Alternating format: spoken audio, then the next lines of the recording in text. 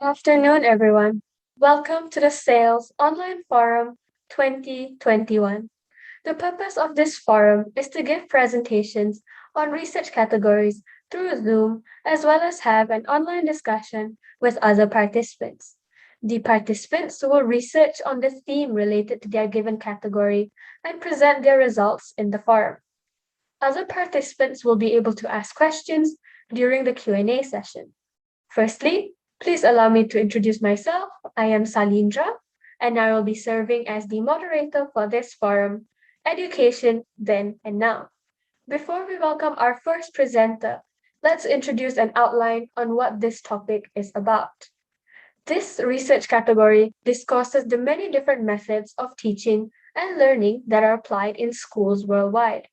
For example, blended learning and quality education. Quality education encompasses knowledge, skills, and attitude, and are linked to national goals for education and positive participation in society in the future. In this session, we will find out how we, as youth, can address the topic like minded individuals to solve these matters. Now, let's welcome our first participant, Zainab to give her presentation.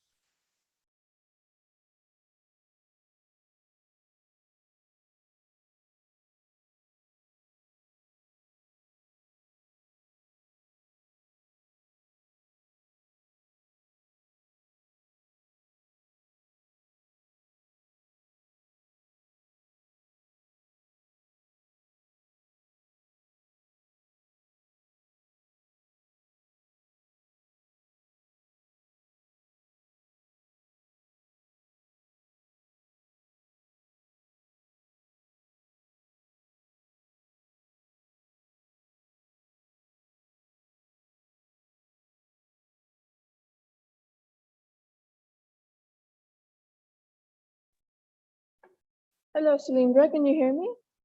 Yes, I can hear you. I'm terribly sorry about that. Hello, everyone. Good day. My name is Zainab and I am here today representing FG Postgraduate College for Women, Kashmir Road. As a preface to my presentation, I would like to start by thanking the sales committee and Salindra especially for adjusting the schedule to accommodate me for my exam later today. Thank you very much. I have divided my presentation today into 4 parts. The introduction will include a brief presentation on both the literal and technical meaning of education. The second part will explore today's education system, its problems, and their causes and effects. The third part will focus on the environmental factors in the problems of the education system. And lastly, I will point out important and less well-known knowledge and the knowledgeable facts and explain further damage done to the environment. Shall I? Yes.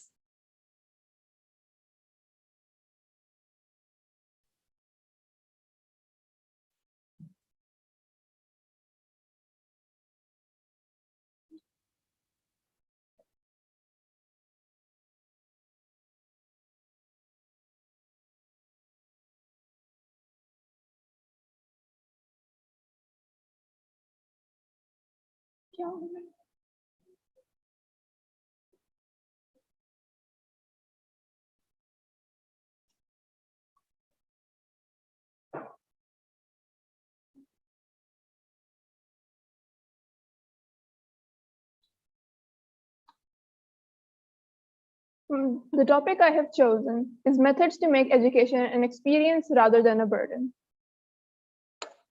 Einstein once said, "Everybody is a genius, but if you judge a fish by its ability to climb a tree, it will spend its whole life believing that it is stupid."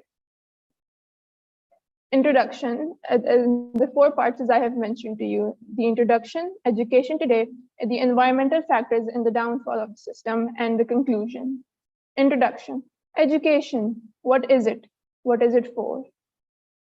The word education has Latin roots, and it can be traced back to the Latin words educere, educare, and educatum, which are Latin variants for the term to bring up, not unlike leading the talent of a child or anyone looking to learn.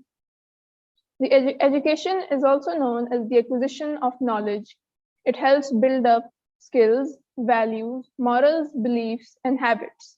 Educational methods may include teaching, reading, storytelling, and research. One of the biggest problems education faces today is the access in most areas of the world. Here we are, well into the 21st century, and it is estimated that it will take another 30 years to have more than 50% of the world as an educated whole. This infographic shows that although many countries are in the healthy areas regarding education, the areas that lag behind, such as countries in Central Asia and Middle East, make up for more than 50% of the population of the world. The main problem education faces today is the inaccessibility of education in recovering and developing countries alike due to inequalities that originate in sex, health, and cultural identities. Solutions. What solutions?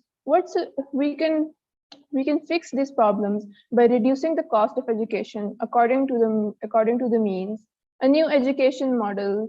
We can implement a new education model, educate society on the importance of knowledge, and dispel the taboos around it. Education is the passport for the future, for tomorrow belongs to those who prepare for it today. Malcolm X. Education today, it's 2021. Is everything as it should be? Not even close. Problems our education systems are facing today. A crude way to say it would be that the education system takes the natural and inborn desire in everyone here to learn, only to assume that a child's mental worth can be judged and valued by an outdated system. The grading system, I am here to say, is outdated and only puts together students rather than asking them to collaborate. The segregation, the complete segregation of science and arts is also a down factor in today's education system. As a previously science student, I am here to say that as a previous science student, I am here to say that it is seen as a lower form of education. The apparent non-mistake friendly nature of the system is also a big problem. We are continuously told that mistakes and failures help us grow, but how can a student afford to fail when that mistake is capable of ruining their future? What are the causes of these flaws in the system, and how have they affected the students? Due to the strict syllabus, students have a decidedly lack of interest. There is no space for creative thinking and learning, and we are bound to a specific syllabus which further limits our creative capabilities. And we have very little encouragement to go out and about their means. What is the effect? How does this affect the students? Education is conditioned to be a burden to students, despite its capacity to be a fun and learning experience. Creative and critical skills are suppressed to the point of non-existence. The rigid syllabus bores students and keeps them away from the fields and areas they may have talent and/or have success in. And students are conditioned to be workers, not creators. The main problem is that the education system follows a stiff, rigid structure that stunts students and hinders their paths to full potential. What is the solution for this, you ask? I personally think that we should isolate the grading system, not finish it as it does help, but isolate it, not make it the final conclusion of determining a child's mental capabilities. We should shift focus from grades to actual learning, and we should allow students to study the subjects they are interested in and nurture their talents. Poverty and lack of education are ruining the planet. Part 3. Environmental factors in the downfall of the education system. How is the current climate crisis affecting the education system? What is the climate crisis? Climate crisis is an umbrella term that includes global warming, freak weather, melting of ice caps, etc. How do we fight climate change? A common myth is that climate change stems from the problems in our daily lives. It is important to remember, while most problems originate from industries and corporations. While it is important to make changes in a personal life, such as using plastic straws and making sure we use recyclable materials, the biggest harbinger of the of the decreasing state of climate today are industries and corporations that waste global material on a huge scale. Places that suffer the most from climate change, effect of climate change on education. The places that suffer the most from climate change show steady decrease in schooling. Education is slowly becoming a luxury for the rich rather than a right that should be available in every corner of the world. In fact, when I chose this topic, I talked to multiple fellows of mine who believe that education today will amount close to nothing. When I asked them why they thought this, they said that the environmental status of the world makes it seem that by the time they reach peak adulthood, the world might have been reduced to a husk, and which is a valid belief by the state of things we are seeing today. Problems. The corporations exploit natural resources for material gain and hinder education in places that need it. Solution. We should hold corporations responsible. We should shift to biodegradable energy, and we should bring awareness to the matter for as many people as possible. The lives of 7 billion humans do not deserve extinction over the actions of very few oil companies that are destroying the planet. I think you all can agree with me on this. Conclusion. What do we do now? The current model suggests that average global temperature will increase by 1.5 to 2 degrees Celsius by 2100 and 0.5 to 7 degrees Celsius by 2300. This is substantially more than the last 5 million years. Just because the temperature was lower than average 1 year doesn't mean that global warming isn't real, which is still a very common belief despite the current knowledge.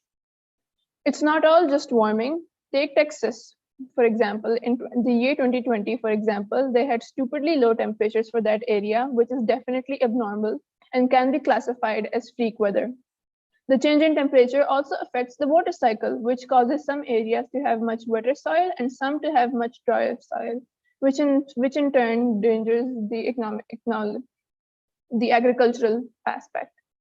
If organisms can't evolve fast enough, then we're looking at another mass extinction, particularly Arctic animals that are being affected most by the climate change, causing loss of habitat and resources, and extremely sensitive organisms like almost all amphibians like frogs and newts. The ocean absorbs 1/3 of the global CO2 emissions per year. That's good, right? No, because when dissolved in water, CO2 forms carbonic acid, which lowers the pH of the whole ocean, acidifying it and wreaking havoc on the system. Overview. In conclusion, many things like NFTs, climate change, fatalism propaganda, climate change denial, and capitalist industries lead to the climate crisis. But it is all for some reason summed up by corporations telling us that the problems rest with us, when it is not the case. Or in simpler terms, I think we can agree on this. I don't mean to say that we have the problems, that we are all at fault, but we have to realize that big corporations that manage chemicals, that make money and profit off the downfall of the economic system are the reason for the current crisis. But they turn the tables on us. They tell us that it's our fault, that we should use plastic straws, that we should use refundable, recyclable materials. And while that is helpful, it will not change anything. A few things that need to be cleared up.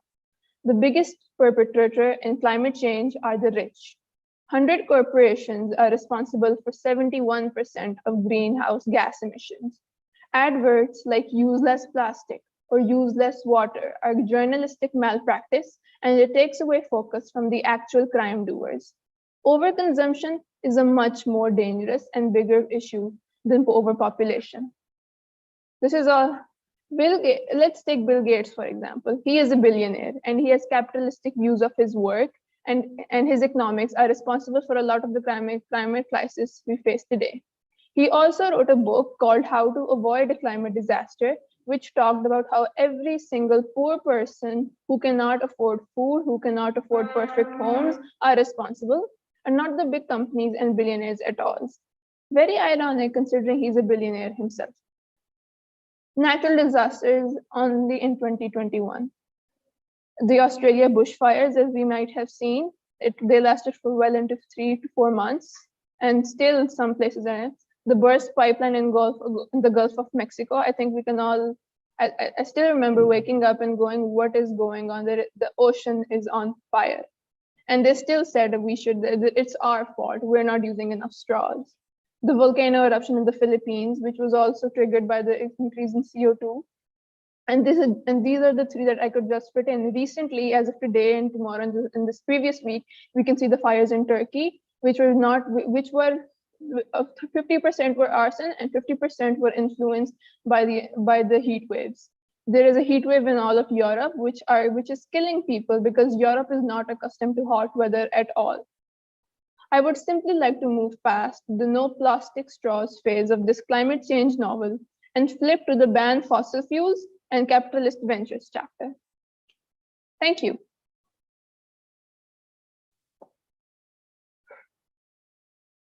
Thank you so much, Zainab. Now, let's have a Q&A session. If you could stop screen sharing, we could move on with our Q&A session now. All right, great. Does anyone in our forum session have a question they would like to put forward to Zainab? Good afternoon. I have one question. Zainab, in your third part of your presentation, you mentioned about raising awareness. How do you suggest that that be implemented? That is a wonderful question, Charvin. And I think raising awareness is the easiest part of my campaign. For example, SAEYLS itself is a way to raise awareness about the ecological crisis, but I think we can do good. We can do even more by writing more articles and by subscribing to magazines and writing for them, by making sure by using our social media to promote awareness, and by promoting flyers and the such. Thank you very much, Zainab. Thank you, Charvin, for the question. And would anyone else like to put forward a question to Zainab?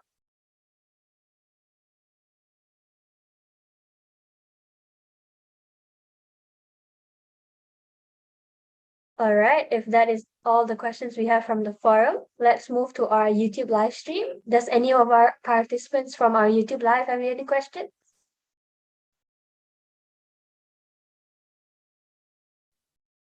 The question is, what are some education methods that are carried out in your school, and which one do you enjoy most? One of my favorite education methods is that our teachers allow us to explore our subjects by our own volition.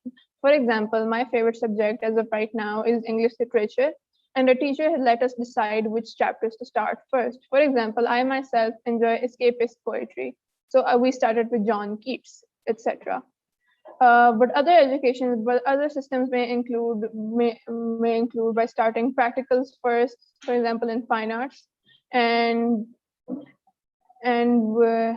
sitting outside to draw life studies. Thank you. Thank you, Zainab. Do we have any more from our YouTube live? What is your opinion on online learning? I think my opinion rests in the neutral state on online learning. While it is very useful to study from home, and while we can also manage our home activities and homely duties, I think it is also unfair to children who cannot afford the Wi-Fi and who do not have this better connectivity problems. Thank you, Zainab. Do we have any more from our YouTube live? That's all. If that's all, I have a question to put forward to Zainab. Zainab, how do you think corporations should take responsibility in overcoming the climate crisis? I think corporations can take responsibility easily by one, they can stop spreading the fatalistic propaganda that is our fault, basically. Second, they should also shift to biodegradable energy, such as leaning off the fossil fuel and starting to depend on energy such as solar energy and wind energy. They can also start by not stealing money and making sure they fill out the contracts that they have written out themselves. Thank you. Thank you so much, Zainab. Now, let's welcome our second participant, Arun Satsral in Jargal, to give her presentation.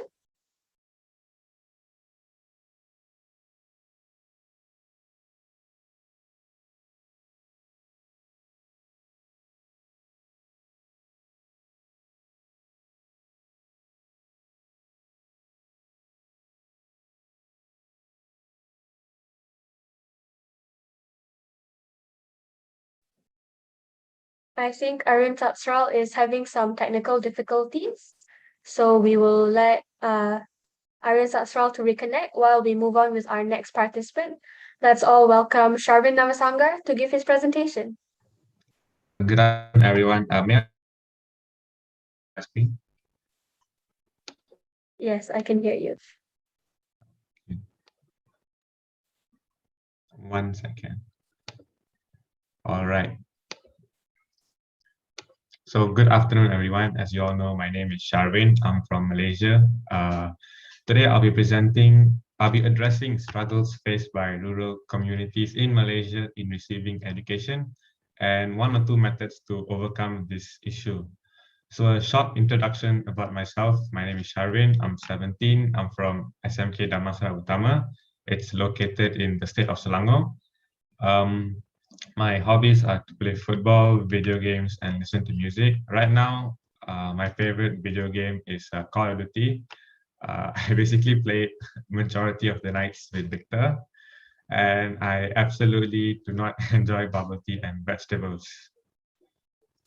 So in today's forum, I'd like to talk about three main points that that not receive as much awareness as should be. The first being the state of education during the pandemic in rural communities, struggles faced by students there, and the methods that we can take to help students that are struggling to receive education during the pandemic. Moving on with my first point, which is the state of education right now. This is an article written by an anonymous teacher in the website Free Malaysia Today. She says that since the academic year began the last year, January 20th, the attendance of online classes has dropped in 40 to 70%, as many of the students living in areas that did not receive proper internet connectivity had troubles in doing so. She also mentioned that bad internet reception and little to no online devices make online learning a great challenge for in rural communities. The reason I chose this topic is mainly because a few of my friends were complaining how tedious and tiring and boring online learning was. Which then got me thinking, if my friends who have all the facilities, great internet, the latest devices can complain about such, what are the people in rural communities facing? So I started to do a bit of research, and then SAEYLS came up. So I thought, why not join SAEYLS and try shed light on this topic? And another key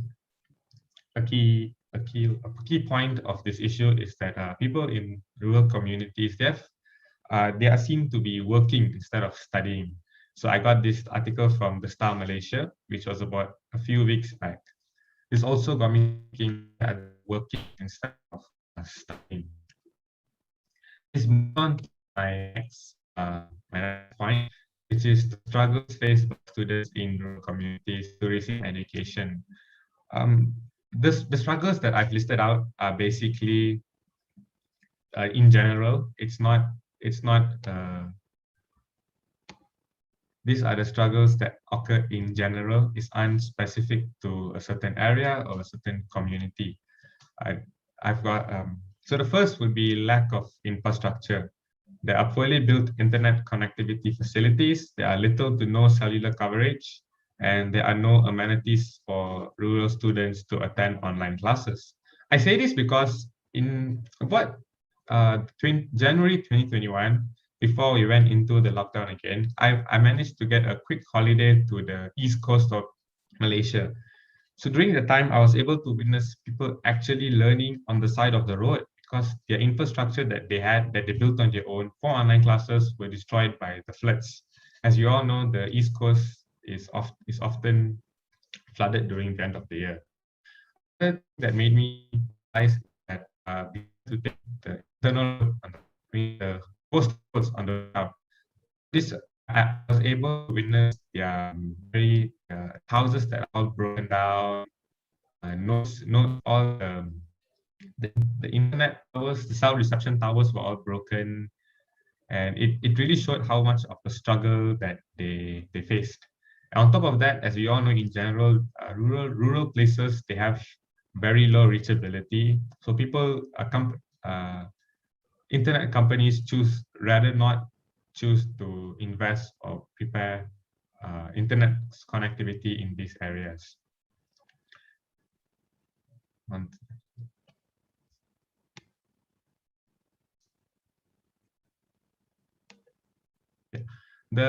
Another key struggle that they face is the lack of motivation to learn. Being in rural communities, their parents not having stable jobs requires most of the students to start working or helping their parents out in whatever small business or agricultural activities they participate in. And this, the parents not be able to support them to study, so they are forced to work. And right now, being the pandemic, there are no online classes, there are no interaction, and these students, they don't see their friends. So another key thing is that they don't get the support from their friends to continue learning. This is very sad, as majority of us in the city, we talk to our friends on a daily basis. Whereas most of them, they live in different parts of the community or the place. So reachability for them is hard. So due to this, they may not have the support that they need to pursue education from their parents or their peers. So then the next point of my presentation will be a few methods that we could take to help students that are struggling. So the first and the most important, I think this is more of a general fact, that these rural places should be developed. If they are in our country, they deserve to be developed as much as we do. As we all know, education is a right, not a privilege. So there's this group of youngsters called Gen T. This initiative started in Europe, where these four teenagers, they went to Israel, if I'm not mistaken, to build houses during the pandemic for students who do not get to learn. They built about 5 houses in the span of 6 months, and they were able to fit really around 20 to 30 students to these houses for them to be able to learn. These houses were equipped with internet connectivity, proper amenities, facilities, and they also given contacts in case any of the amenities provided were to fail, so they could get it fixed immediately.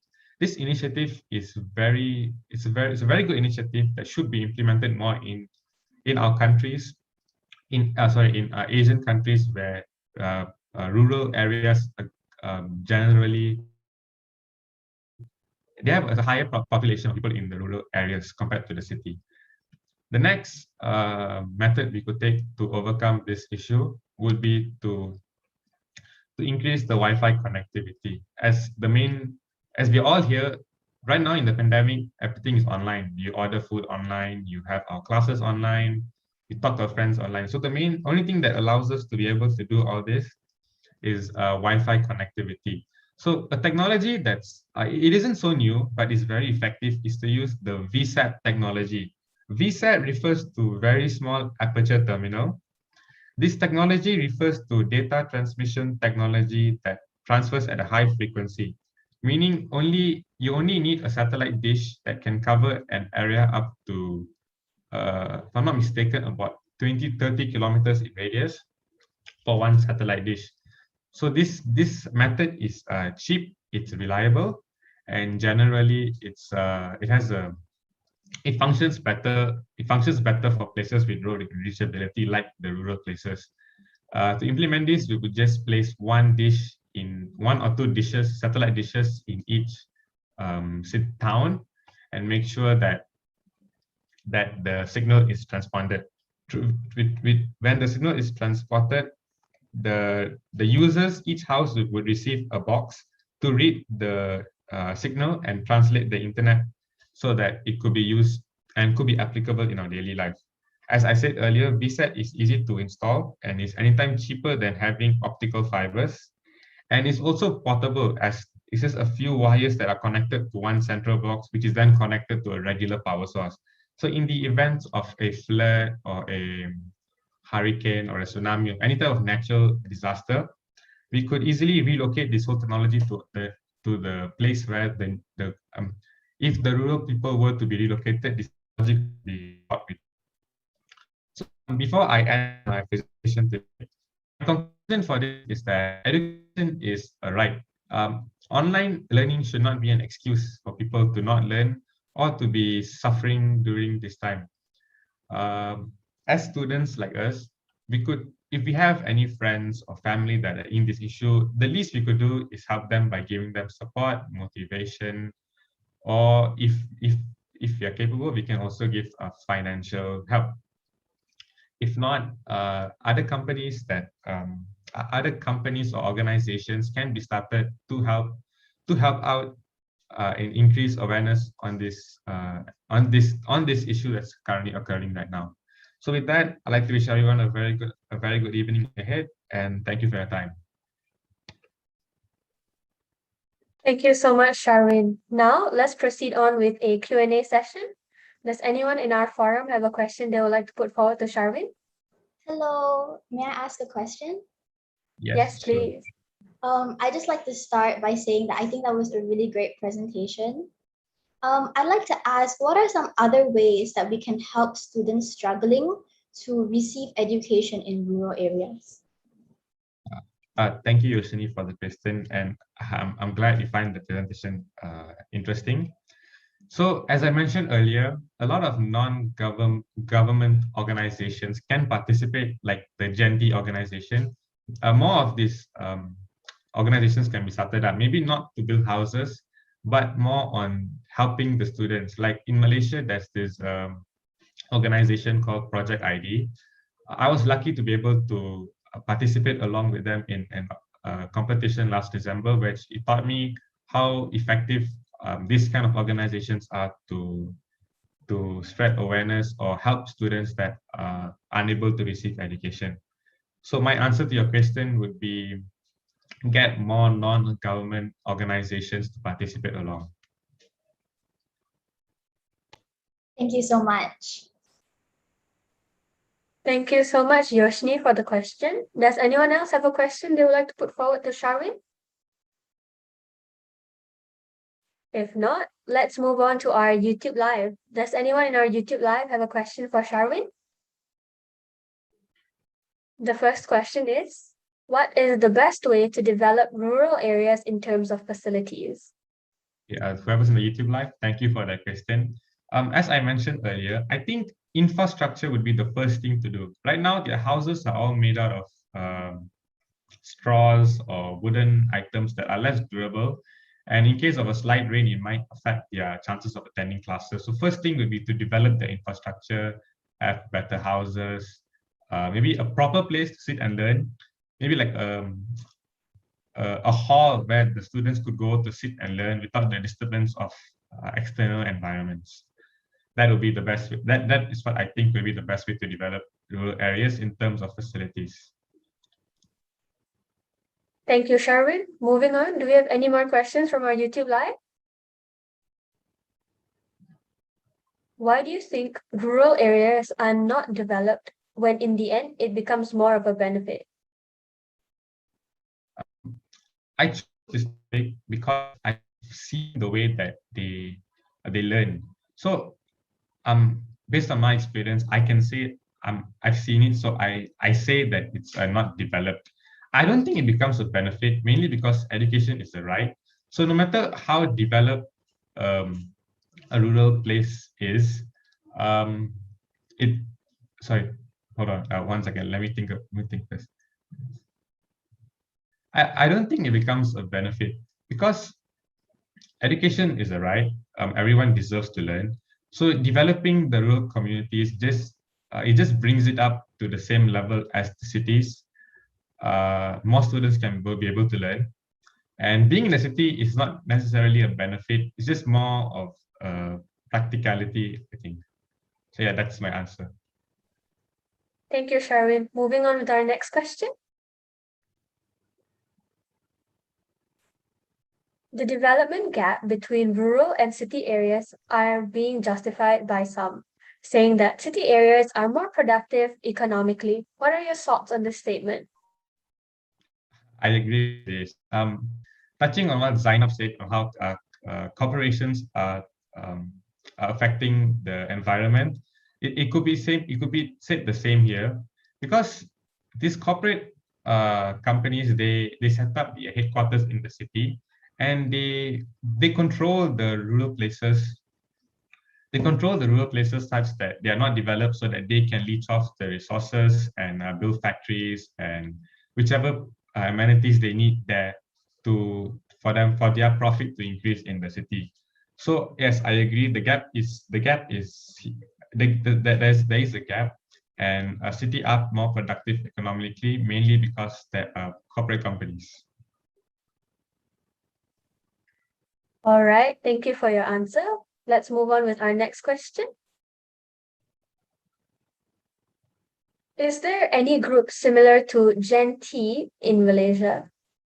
As far as I did my research, I was unable to find any other group, but it is a good initiative. It should be started. If I ever get the chance, I really wouldn't mind starting my own Genti in Malaysia to help the people in the East Coast. All right, thank you. If anyone in Malaysia is interested to support Charvin's movement of Gen T, but in Malaysia, you know where to find him. Let's move on with our next question. Do you think it's the government's responsibility in ensuring access to education? Um, to a certain extent, yes, education is a right. The government should be able to provide everyone with education. But then again, there are there are other roles that people play to ensure that education is reachable by everyone. So it's not 100% the government's responsibility. Like I said, the non-government organizations can also help out as parents instead of letting children work with them. Even though no matter how much you need their help, you really should let them study. So it's not 100% the government's responsibility. All right, thank you so much, Charvin.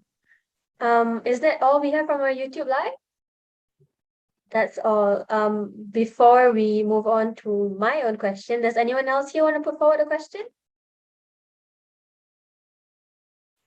If not, Sharon, could you elaborate on the importances of rural students receiving quality education? Um, they okay. As in general, they deserve to learn. So like we hear stories of students getting all A's, all A plus. They discover new viruses, new bacteria, and we rarely ever hear these students being from places like in Malaysia, places like deep in Pahang or deep in Kelantan or in Terengganu. So we mostly hear these students being from places such as Kuala Lumpur, Selangor, Johor. Once or twice you might hear Sabah, Sarawak, but you never really hear it's been from a place that's poorly developed. So I'm sorry, could you repeat your question? I kind of forgot about it. What are the importances of rural students in receiving quality education? Yeah. So the main importance is that so they can be successful in life, and if they have the will, they can eventually change the way that their community grow to make sure that the next generation of students can grow in a better environment than what they had to. All right, thank you so much, Charvin. Now we will be moving on with Arun Satsral's presentation. Let's all welcome Arun Satsral.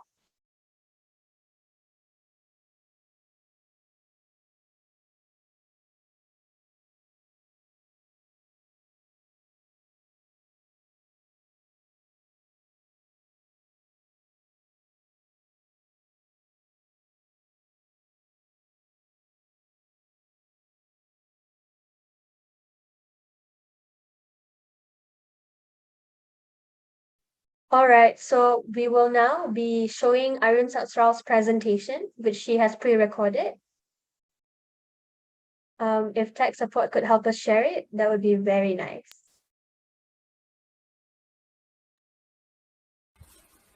Greetings everyone. Before I start my presentation, I would like to briefly introduce myself first. My name is Adam Stitt and I'm a rising senior at Shinmonga School.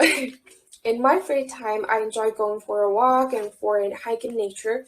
As a student who has been quarantined for almost over 2 years, I spend most of my days in front of a computer, which obviously isn't a healthy thing. That's why I try to minimize the screen time when outside of schoolwork to give my eyes and my back a rest that they deserve. Basically, you can say that I enjoy being outside and moving when I'm not studying. So in this presentation, I'm going to talk about the importance of emotional intelligence in education and focus on the three main points, which are why EQ can be more important than IQ and how EQ benefits especially students in high school. Last but not least, how modern education system fails to teach the most important skills and how to develop them. When education is often thought of in the construct of schooling, we inherently form a mental picture of books, academic achievements, and report cards. What we often fail to think of is the education of our emotions as a form of education in itself. The system of education is stressed. Teachers, students, and parents are all struggling right now.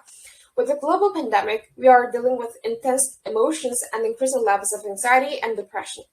These feelings aren't actually all bad. Emotions can be quite helpful if you know how to handle them. However, left unchecked, they can be debilitating and destructive to our lives. So what is exactly emotional intelligence? Emotional intelligence is the ability to understand, use, and manage your own emotions in a positive ways to relieve stress, communicate effectively, empathize with others, overcome challenges, and diffuse conflict. Emotional intelligence helps you build a stronger relationships, succeed at school and work, and achieve your career and personal goals. It can also help you to reconnect with your feelings, turn intention to action, and make informed decisions about what matters most to you. So what's the difference between EQ and IQ, and which is more important? Your IQ usually refers to your intellectual ability. Some of the most common elements of your IQ include your ability to use logic to solve problems, plan to strategize, understand abstract ideas, and learn and adapt to change, and grasp and use language.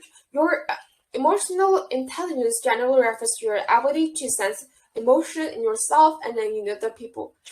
It also refers to how you use awareness to guide your behavior. In general, if you have a high IQ, emotional intelligence, you may find it easier to identify emotions in yourself and others, empathize with other people, adapt your feelings and behavior to different situations, control your impulses, withstand temptations and delay gratification, resolve conflicts with others, and communicate effectively. As much as IQ is important, today companies and organizations are looking for candidates that excel in emotional intelligence as well. In fact, the 2011 Career Builder survey conducted a study that covered nearly 2,600 human resource professionals. The results showed that more than 71% of hiring managers and HR professionals would hire a candidate with high emotional intelligence. There is a 75% chance of a candidate with high emotional intelligence to get promoted as compared to a candidate that has high IQ. This shows that there is a growing demand for people with high emotional intelligence, but it takes years to develop and hone the skill. The sooner the skill is developed in an individual, the higher the chances of them succeeding in the future. Therefore, the development of emotional intelligence should be a part of modern education. Your emotional intelligence affects your performance at school or work. High emotional intelligence can help you navigate the social complexities of the workplace, lead and motivate others, and excel in your career. In fact, when it comes to gauging important job candidates, many companies now rate emotional intelligence as important as technical ability and employ emotional intelligence testing before hiring. Your physical health. If you are unable to manage your emotions, you are probably not managing your stress either. This can lead to serious health problems. Uncontrolled stress raises blood pressure, suppresses the immune system, increases the risk of heart attacks and strokes, contributes to infertility, and speeds up the aging process. The first step to improving emotional intelligence is to learn how to manage your stress. Your mental health. Uncontrolled emotions and stress can also impact your mental health, making you vulnerable to anxiety and depression. If you are unable to understand and get comfortable with or manage your emotions, you will also struggle to form strong relationships, and this in turn can leave you feeling lonely and isolated and for sure exacerbate any mental health problems. Your relationships. By understanding your emotions and how to control them, you are better able to express how you feel and understand how others are feeling. This allows you to communicate more effectively and forge stronger relationships, both at work and in your personal life. Your social intelligence. Being in tune with your emotions serves a social purpose, connecting you to other people and the world around you. Social intelligence enables you to recognize a friend from foe and measure another person's interest in you, reduce stress, balance your nervous system through social communication, and feel loved and happy. So we can take a public presentation as an example. We will state how people with low emotional intelligence act a couple of days before, during, and after the presentation.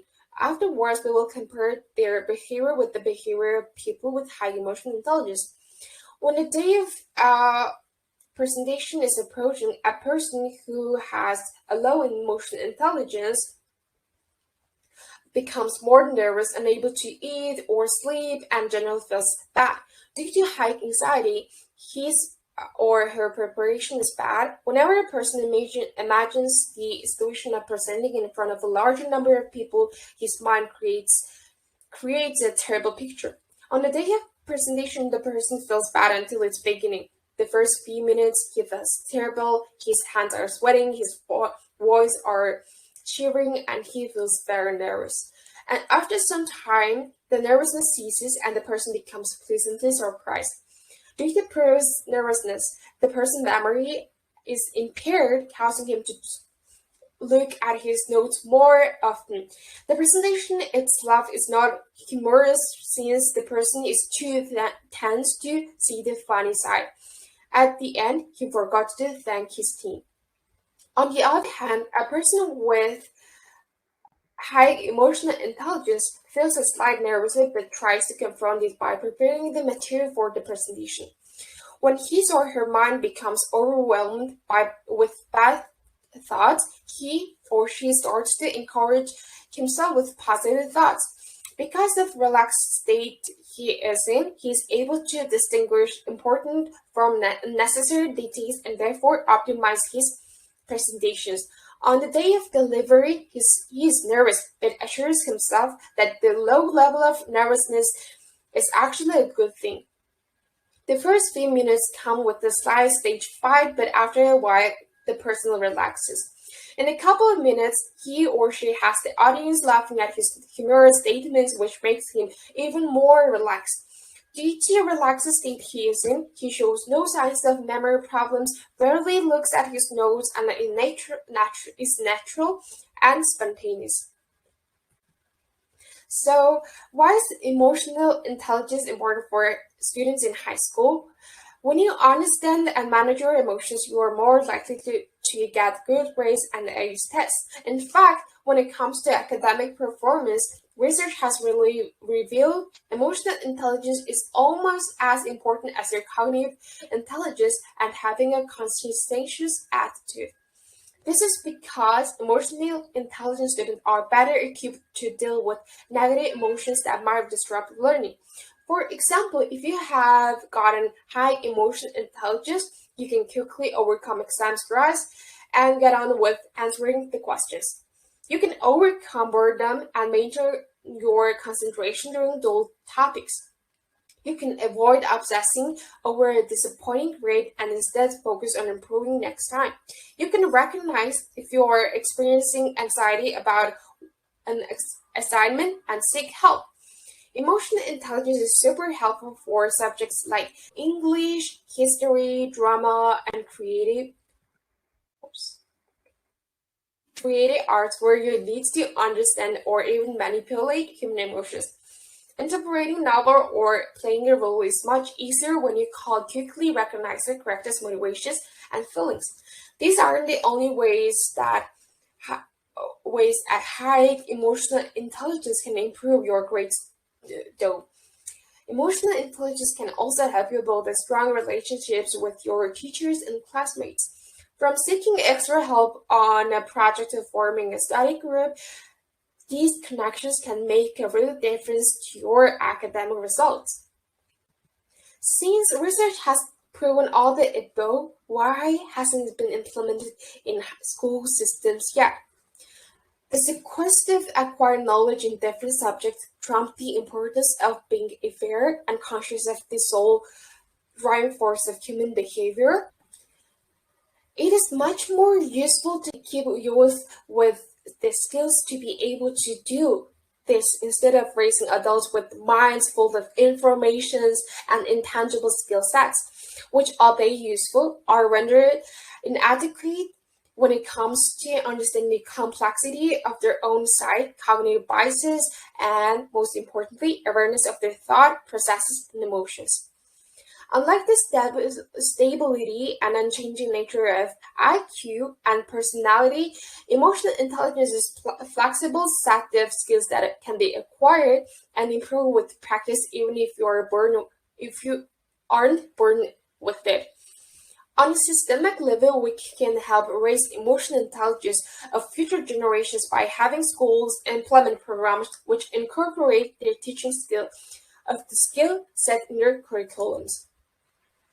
Parents are often driven to keep their children with the binary thought process that education and proper schooling will get them from point A to B in life, but frequently forget that due to life's trajectory seldom ever being linear, it is often within the grades that one loses and finds themselves. If you are taught to differentiate between the shades of gray from a young age and learn the skill of how to bring color in our lives, we would better equipped on how to deal with this lack of linearity no matter what points we come across until we get to B.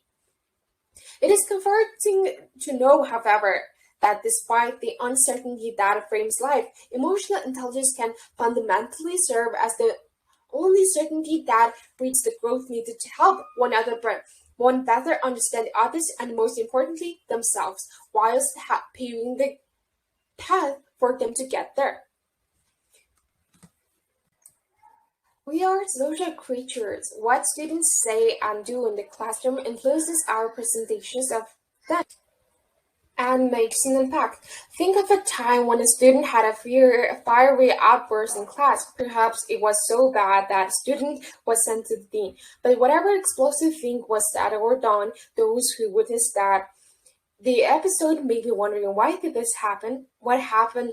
What was going on underneath? Should I have said something? Should I reach out to the student later? Strong feelings, especially those related to stress and anxiety, can interfere with clear thinking.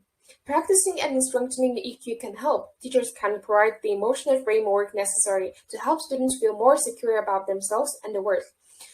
Emotional intelligence is not optional or supplemental, but rather an integral facet of education. In conclusion, picture the smart student who make poor choices, who are generous but kind, but have difficulty making friends, the sensitive kids who can be hurtful toward others, or the students with great potential who struggle to harness their abilities and direct them in a positive manner. These students can benefit from SAEL, which stands for Social and Emotional Learning. Teaching adolescents to identify, name, and manage their emotions provides them with the foundation for problem solving, healthy communication, and good decision making. Ideally, emotional intelligence should be taught early, reinforcing the idea that it is not fixed but can be developed and strengthened over time. And while the classroom is a good springboard, it cannot be only place where emotional intelligence is developed. Parents can serve as the primary models of emotional intelligence, shaping the cultural shift and necessary to promote the emotional intelligence in all phases of life. Now it is time to lean on one another, share our best practices, and lead the conversation. And that is all from our participant Arun Satsral.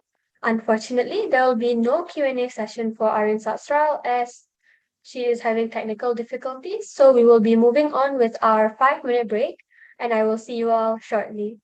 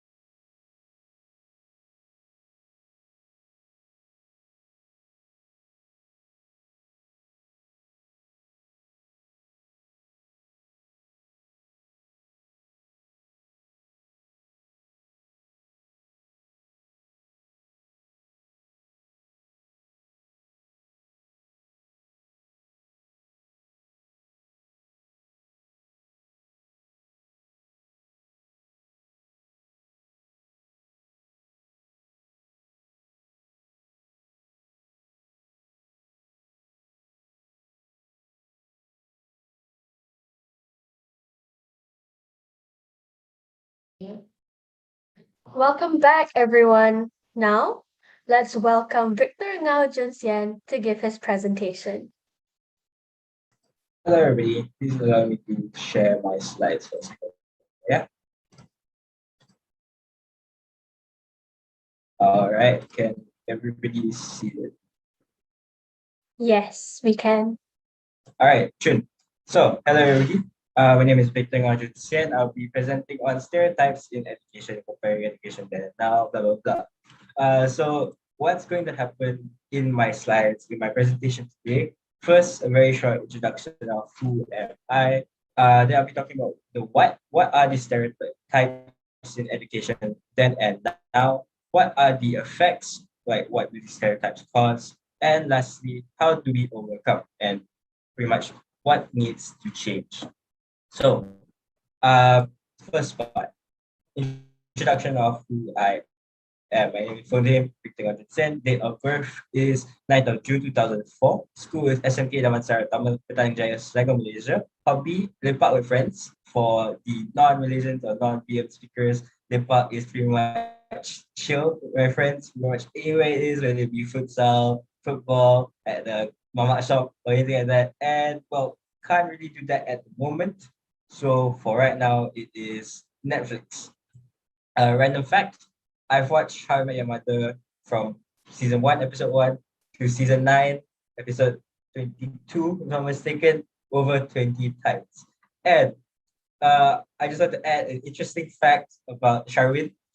He said he enjoys football. But I'll tell you, right, every time that he will play football, if he's in defense or attack, he will just blast the ball out of school if somebody has to go run it, run and get it.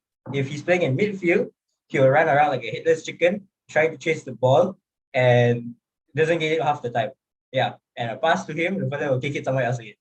Amazing. So nice. And now I'll be moving on very quickly into the what. So the what we'll be talking about what are the stereotypes that currently face that I would say it relates most to Malaysian students, but hopefully it relates to our international friends as well. So, firstly, study hard, get good results, you will succeed. Biasa dengar. Oh, sorry, very used to mixing English and PM. We are very used to hearing it, I would say. And secondly, we have boarding schools are elite schools. To a certain extent, yes, but they're not really. I was given the privilege of attending a boarding school, despite it being different from the rest, you could say. Um, it is considered elite school from the perspective of outside people, from people, could say, as I put there, every single parent and teacher. But when you're actually inside, you learn all the hidden secrets of how they actually hide stuff and how a lot of the stuff they do isn't exactly the best sort of things you could say.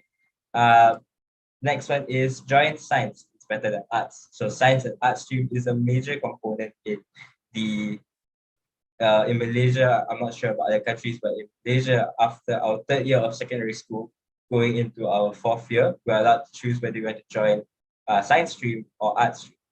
So most parents and teachers would sway them or more so force their children into the science stream.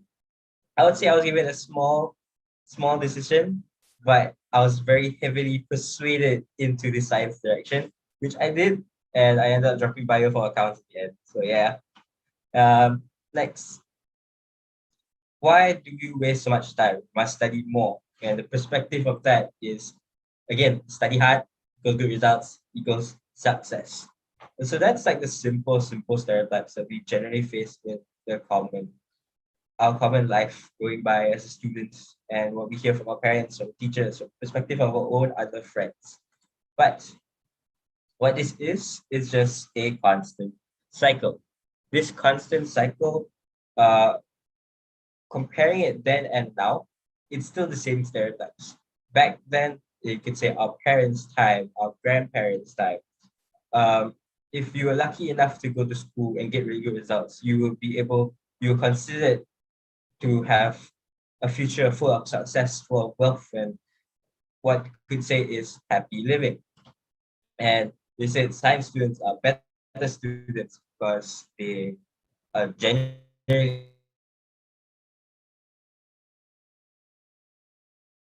like the stereotype behind it that be the ones that don't make any trouble. I'm telling you from a student in a science class, not really the truth. A lot of weird stories behind that. And third, studies should be your main and only focus, where in some cases, taking part in co-curricular activities are considered a waste of time, where being active in other activities such as maybe debate or sports would be shunned upon because you're just wasting time and not putting your effort into studies to get better results. And the last one is without studies, you are going nowhere. Where in Malaysia, by the 5th year of our secondary schooling, our last year, we have something called SPM, Sijil Peperiksaan Malaysia. Uh, at that point, for many people, from what I've heard from seniors, that's what they consider the breaking point. Whether if you succeed, if you get good results, you do well, and if you do badly, you would pretty much struggle. But that is not the truth, especially I heard from seniors. It's not the truth. They got less than 5 A's and still are very, very successful right now.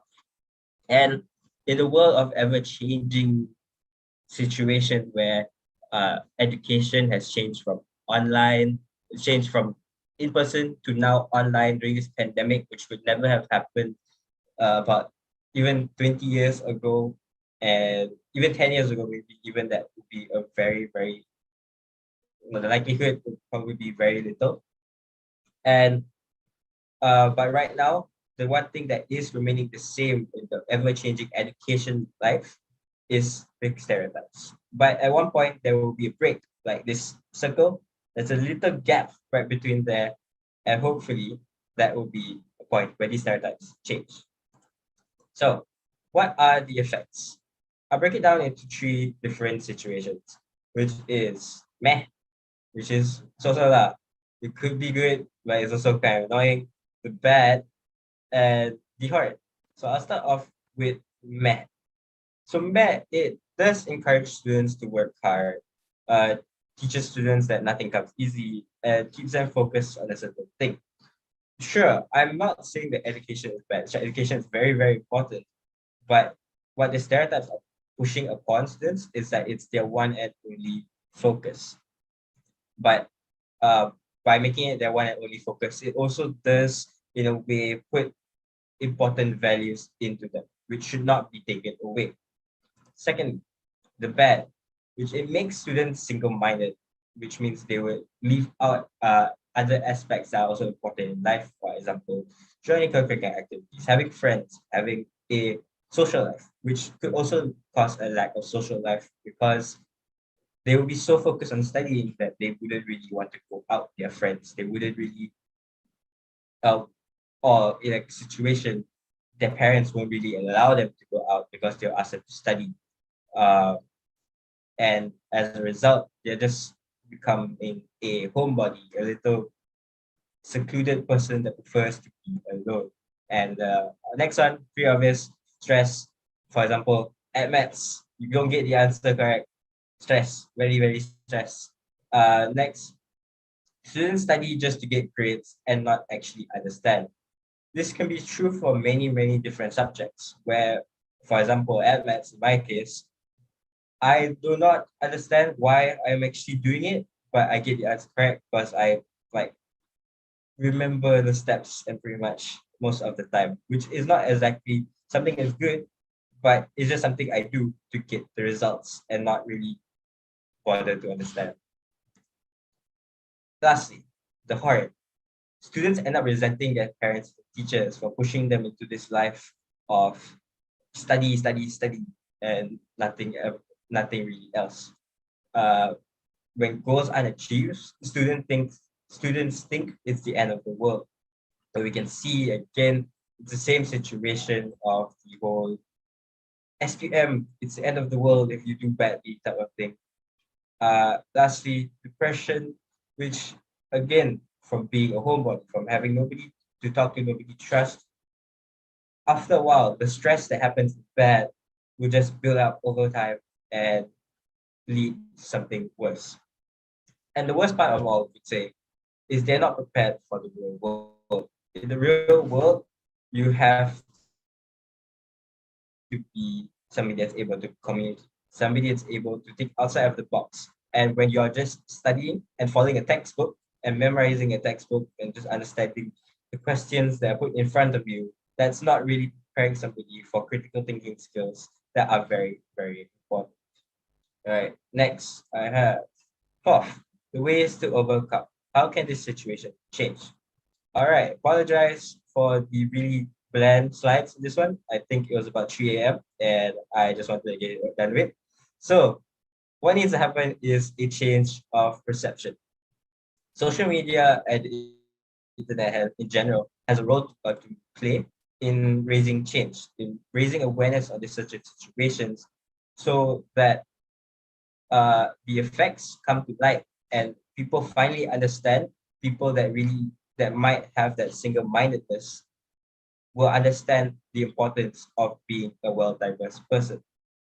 Secondly, to younger generation now, for example, students like us that are about 16, 17, 15, 16, 17, I would presume, and will be going into adulthood in the next 5 years, we have a role to play to break this chain, to be able to educate people using our own experiences.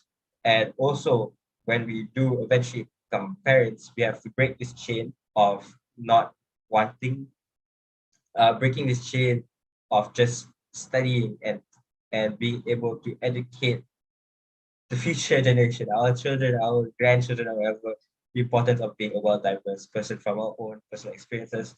And lastly, education system needs to evolve with the change and implement different aspects to the education system. For example, having more practical sessions rather than having exams, which is currently being done in Malaysia, where for our science subjects, for example, chemistry and physics, we would normally have 3 papers. And the third paper right now, which was normally a writing paper to talk about experiment, we're going to actually do the experiment now, which actually requires us to understand the experiment.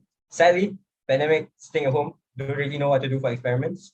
Probably will burn down the lab when we have to take the exam, but we shall see what happens. So, and in conclusion, change will happen overnight, but with a collective effort, it will eventually happen, and the chain will hopefully eventually break. So with that, thank you. Thank you so much, Victor. I hope when you actually eventually go back to school, you don't burn down the labs and I hear about it on the news. Now, let's move on to our Q&A session. Does anyone in our session have a question for Victor? Yes, I would like to have a question for Victor, a two-part question, I would say. So the first part is that have you ever been affected by any stereotypes that you mentioned above? And the second part of the question is that the person who is being affected, how can they deal with that affection? How can they overcome that themselves? I'm sorry, what was the first part of the question? I didn't really hear it. The first question is that have you ever been affected by any stereotype? All right, thank you. All right, thanks, Ryan, for the questions. Yeah. So I guess I have been affected by the stereotypes where I did fall for the boarding school with a elite school trap. I applied when I was in my last year of primary school. I didn't get the school that I wanted. I rejected the school that I did end up getting. In Form 3, I did apply to 2 boarding schools. I got into one. Actually, I got into both, but I decided to go to one that maybe wasn't the best choice. And I was persuaded into trying science rather than arts, even though I have a burning hate for bio. And and I always get the situation where I join a lot of co-curricular activities. I spend a lot of my time doing other stuff than studying, you could say. And I didn't get very good results sometimes in lower form. And my dad would ridicule me and ask me to chill down a bit on the co-curriculum activities and focus on studying a bit. And the second part is uh, how could they, how could somebody in these stereotypes break out of it? Is it? Yes, that's right. All right. Honestly speaking, there is no possible way unless they actually understand that they are in the stereotype. There's no possible way for them to break out of it without being well versed and well knowledge, having the knowledge required in this matter to break out. And that's the point where social media, where uh, young adults come into play, where they are able to, especially now with social media, I could open my phone and check results on what's happening in the Olympics about 2 seconds ago, right? So in that point, it's such a easy and well easy way to spread information. And okay, I'll be honest, using social media sometimes I get a bit bored to listen to all the news and all the raising awareness type of things where it happens like every day. But on a good day where I feel uh hardworking enough to read through everything, it's a great way to learn about certain issues. So yeah, Right, thank you for the answer. thanks for the question, Ryan. Thank you, Ryan, and also to Victor. Now let's move on to our YouTube Live. Does anyone from our YouTube Live have a question?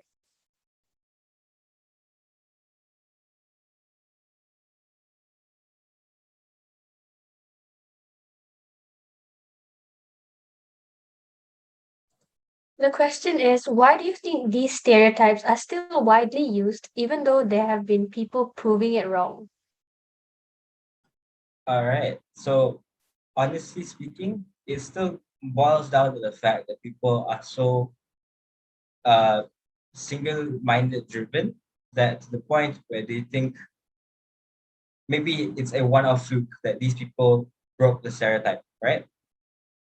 Maybe it's a one-off fluke that people were able to become successful even though they didn't follow these stereotypes. And in that situation, that doesn't change anything for their mindset. They just think it's a one-off fluke, it's not going to happen again, and this will be the better option to eventually getting success. So again, I would like to repeat because maybe I've not been that clear about the point, but education is very, very important.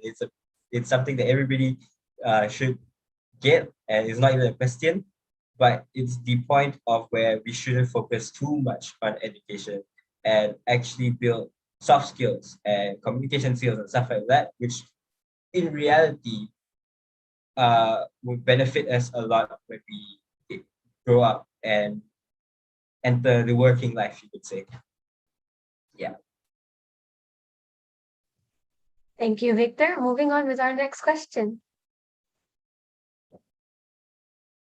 Do you think that this issue will continue in the next 20 to 30 years as technology progresses and more people realize there are more careers in non-STEM related fields, such as e-gaming and bloggers? Yeah, I do think, well, I do hope that this issue will change as there's definitely like you say, there's more career fields that are opening up every single day where it may not just be STEM and we could be talking about YouTubers, talking about um, players, professional Valorant gamers and stuff like that, where if I'm not mistaken, a survey was did, I'm not sure when, but about 50% of youth said that they wanted to become a YouTuber at some point. So there's definitely that change then. But what is difficult right now is changing the mindset of parents, which grew up in a time where these stereotypes were even more prominent, you could say. And with this younger generation growing up now with this ideology that uh, that you could say that these stereotypes are not true, that's when change will be able to happen. So yeah. All right, thank you. Next question. Some students strive harder to prove themselves once faced with high expectations. Though this is a plus point, do you think these stereotypes are still inherently bad? Um, okay, there's two situations to it. There there's definitely good to this stereotype. So I said the meh type of thing, and there's also definitely the bad. So in this situation, like the question has said, they strive harder to prove themselves once faced with high expectation, right? Sure, that means they work hard, they like they will want they have a goal set for themselves to achieve. But what is the bad part of it? Which the bad part is not really talked about uh in the world, you could say. You always hear about, oh, SPM 17 A's. I'm not sure, it was a couple of years ago, right? 17 A's. And you hear your parents like, a boy, you should study hard, be like them, get 70 A's, get good results, get a scholarship, go study overseas and stuff like that, right? And that only puts more pressure on some. And when they have the high expectation, they work super hard, they get stressed. Uh they get stressed. All they do is study, they sit at the table 24/7 with the book open in front of them.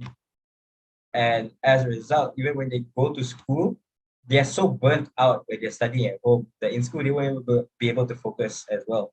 And not only does like studying super hard a good thing, but studying to super hard, like to a maximum extent, only causes even greater of a downfall because they get burnt out so easily that at some point they will break and they will not be able to do anything to the best of their abilities. So yeah. All right, thank you. Next question. Since stereotypes are passed down, how do we make sure we ourselves are not going to pass down this mindset to the future generation? Um, okay. There's no guarantee that we won't pass down this mindset to the future generation, but there must always be an effort to to make sure that we don't. Which, as I said before, it's a it's an effort of many different entities, whether it be uh, general people using social media, the government changing the education system to revolve more around understanding rather than remembering. There needs to be a greater emphasis on soft skills by the government rather than, again, sitting in front of you and I have a history textbook in front of me and memorizing this textbook, which is 245 pages long. It's been killing me the entire year. So it's just generally a way that there's no guarantee, but with effort, there will be small changes, and eventually, hopefully, it'll be all gone.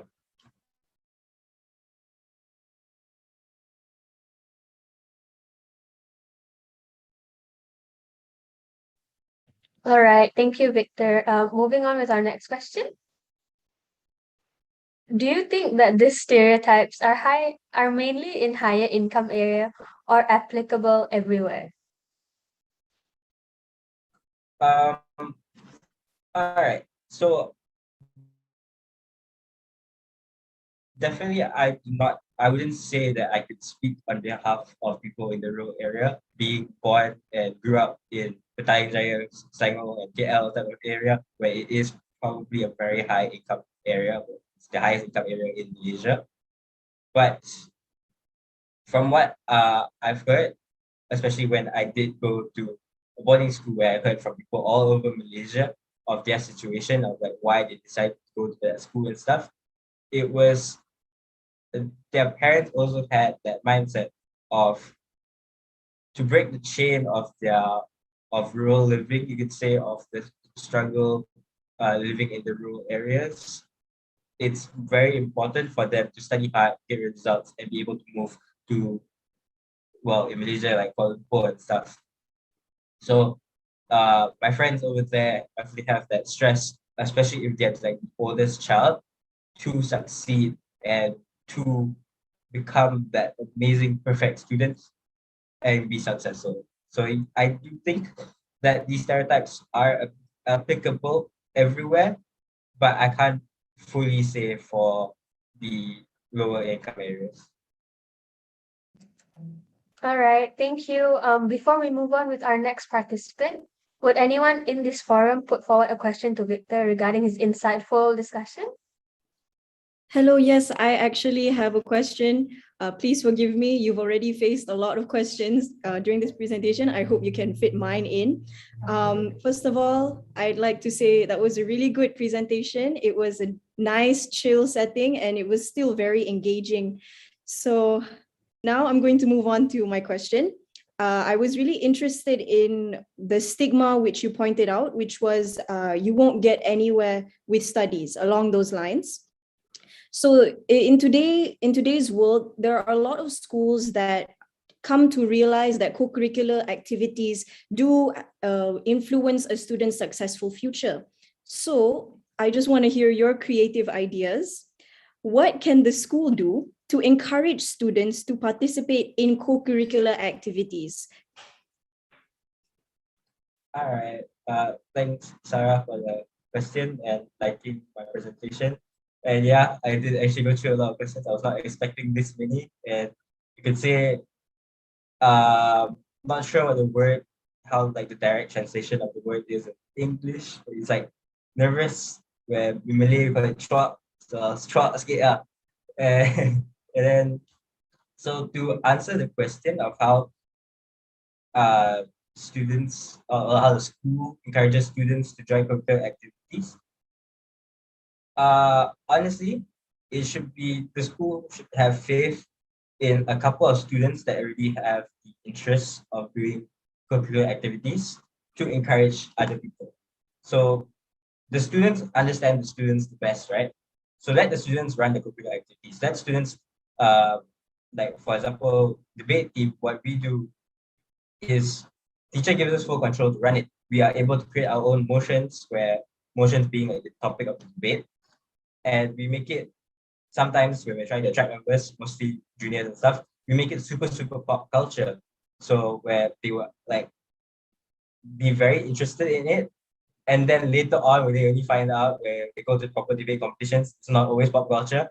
And then they get a bit scared. But the way to, if we are able to entice them once, to be able to attract the interest once, they will build the passion and eventually, hopefully, for example, have that same passion for curriculum. And for example, seniors pass on to juniors, pass on to juniors, pass on to juniors, and eventually just a constant cycle where constant cycle, this case, should not break and it improves that. Thank you so much for your answer. Very good one. All right, thank you, Sarah, and also to Victor. Now let's move on with our next presenter, which is Yoshini. Hello, everyone. Please allow me to share my slides. I hope you can see them. Yes, we can. All right. Good afternoon, everyone. My name is Yoshini. I'll be speaking on how changes in education have impacted student health and well-being.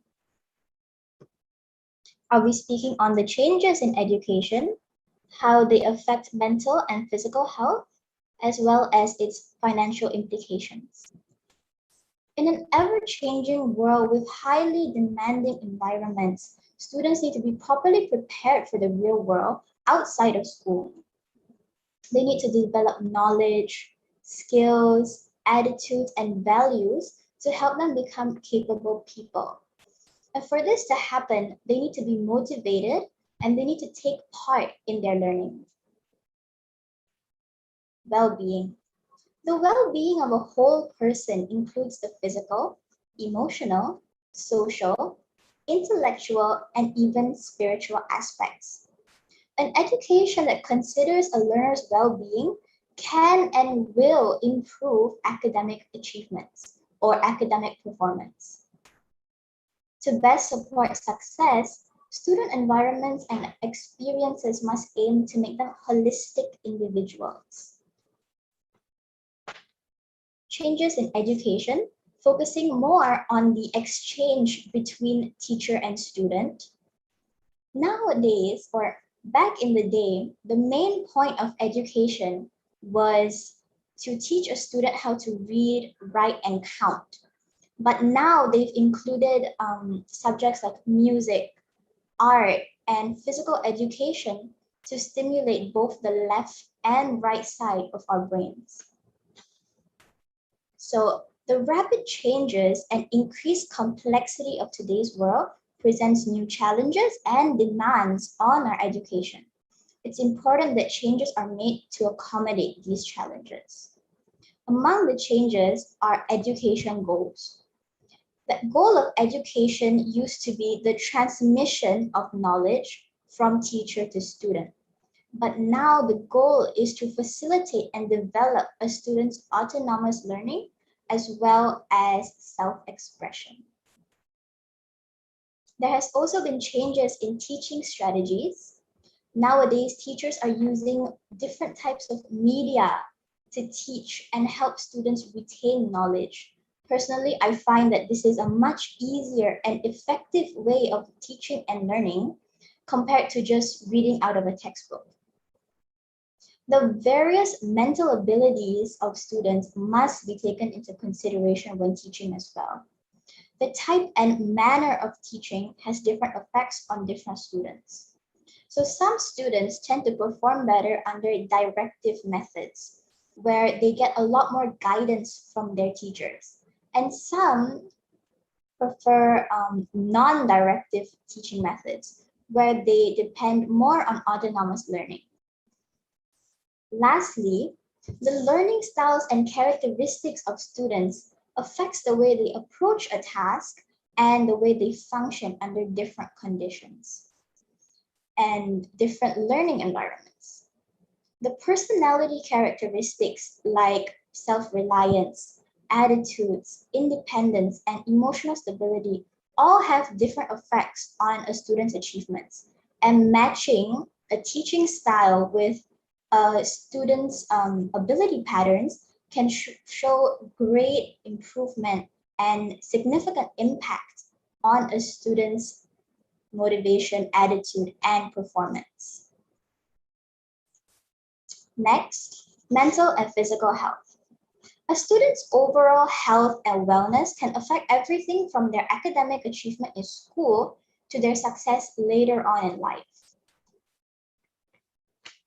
Physical health in an educational institution is the physical well-being of the school community and its members. And when embracing the advantages for technology in learning, schools tend to overlook this negative impact on student health, leading to physical inactivity. This also can happen when students are confined to their desks and schools don't put enough emphasis on the importance of physical education. Among the consequences of physical inactivity include energy imbalance.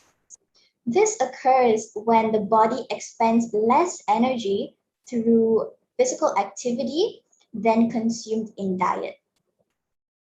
Poor body posture is another consequence of physical inactivity. Like I mentioned earlier, when students are confined to their desks and sometimes they barely have time to get up and stretch between lessons. Physical inactivity also leads to low bone density, which in turn increases the risk of osteoporosis. Lastly, physical inactivity increases the risk of obesity, cardiovascular diseases such as high blood pressure and high cholesterol, diabetes, and other comorbidities. Comorbidity is the presence of two or more diseases or medical conditions in a patient. Mental health. Mental health problems can affect a student's energy level, concentration, dependability, mental ability, and optimism, hindering performance. These problems can also reduce quality of life, academic achievement, physical health, and derail relationships with friends and family. In the long term, it can also affect a student's future employment and earning potential. Some factors of mental illnesses in students are stress from exams and studies. Of course, every student will try their very best and push themselves to get the best possible grade they can. Pressure from peers and families. A good example would be if parents were to constantly compare their children's grades with, say, their cousin. Financial worries is also a factor of mental illnesses in students when some students worry overly on how they will be financing their higher education, or worry over how their parents are coping. For example, if they study in a private school, which is much more expensive than public school. Uncertainty of the future. I believe that not every student is sure of what exactly they want to do once they graduate. And I think there is a big fear over whether they're making the right decision or not, because time will not wait for them to sit and think, and they will have to act. And making a bad decision can definitely impact their future. Lastly, an increased technology and social media use, especially these days when there is such a big dependency on technology and social media. Some students feel disconnected, they feel distant, lonely, and it's all due to a lack of social interaction. Another thing is that some students might look towards social media in a form of escapism, which isn't very good because I believe that some social media platforms can be quite toxic and can affect a student's mental health. Lastly, among the financial implications brought by the changes in education is student debt. Student debt is something you can only encounter if you take out a student loan. Now, student loan is designed to help students pay for their higher education and its associated fees. Student debt has been increasing for decades now, largely driven by the increasing cost of higher education and an increase in students attending higher educational institutions. Carrying student debt can affect many aspects of your life, and in the long term, it can cause a domino effect. Starting with stress and illness, the physical, emotional, and mental health of a student carrying this debt can take a toll. It can also cause financial constraints, which negatively impacts health, damages relationships, and affects work performance. Next, a student carrying this debt may have to give up their dream job when they realize that its accompanying salary doesn't live up to their financial obligations. Let us say in a hypothetical situation that I were to take out a student loan for a degree in business and finance. And let's say that my dream job would be to run my own company. So once I graduate with my degree, let us say that I immediately start my own startup company. To be able to make proper profit for my company, I need to be constantly pumping in money to generate that profit. But because I also have to balance my debt, I will have to choose where my money will be going. And once I start realizing that because my company isn't doing well and I still need to pay my debt, I may have to completely let go of that dream to get a corporate job, for example, with a more stable salary where I can slowly pay off my debt. Next, a student with, say, the minimum fresh graduate salary in Malaysia, which is 2,400 ringgit, might encounter some problems or difficulties paying off this debt once they deduct the price of accommodation, traveling from work to home or school to home, and food and things like that. They might encounter some difficulties when paying off the loan. And this leads to poor payment behavior. And poor payment behavior, for example, if you miss a few months of payment, leads to low credit score. So let's say this student carrying this debt with a low credit score is hoping to buy maybe a house or a car. When they approach the bank will know that this student has a low credit score, and they have all the right to be hesitant to give this loan. Now, this can go two ways. The bank can either allow this student to take another loan, but with extremely high interest rates, or the bank can completely deny this student of getting a second loan in fear that they won't be able to handle both loans. If this student still wants to get a loan for this house or car, they will have to wait till they clear this debt and build up a good credit score. This can take up to 10 to 15 years, and this leads to a delay in property ownership. Lastly, students carrying this debt may face a delay in retirement savings. Let's say, like I mentioned earlier, with the minimum 2,400 ringgit minimum fresh graduate salary, after deducting the costs that I mentioned earlier, there won't be much to keep for savings. And by the time a student realizes that they should be saving for their retirement, there won't be much to work with, there won't be much time, and there won't be much money to work with. In conclusion, changes in education have impacted a student's mental and physical health, as well as a student's financial state. And the changes in education over the past few decades have definitely brought positive outcomes to our respective communities. And while education is constantly evolving in line with globalization, it's essential that as a society we work together to reduce these negative impacts. Thank you. Thank you, Yoshini. Now we will be moving on with our Q&A session. Does anyone have a question they would like to put forward to Yoshini? Yeah, I have a question. Thank you, Yoshini, for the presentation earlier. You talked about the changes that should be done in education. What do you think is some of the positive impacts of the changes of education? I thank you so much for the question. I think one of the biggest positive impacts in the changes in education is the development of the education itself.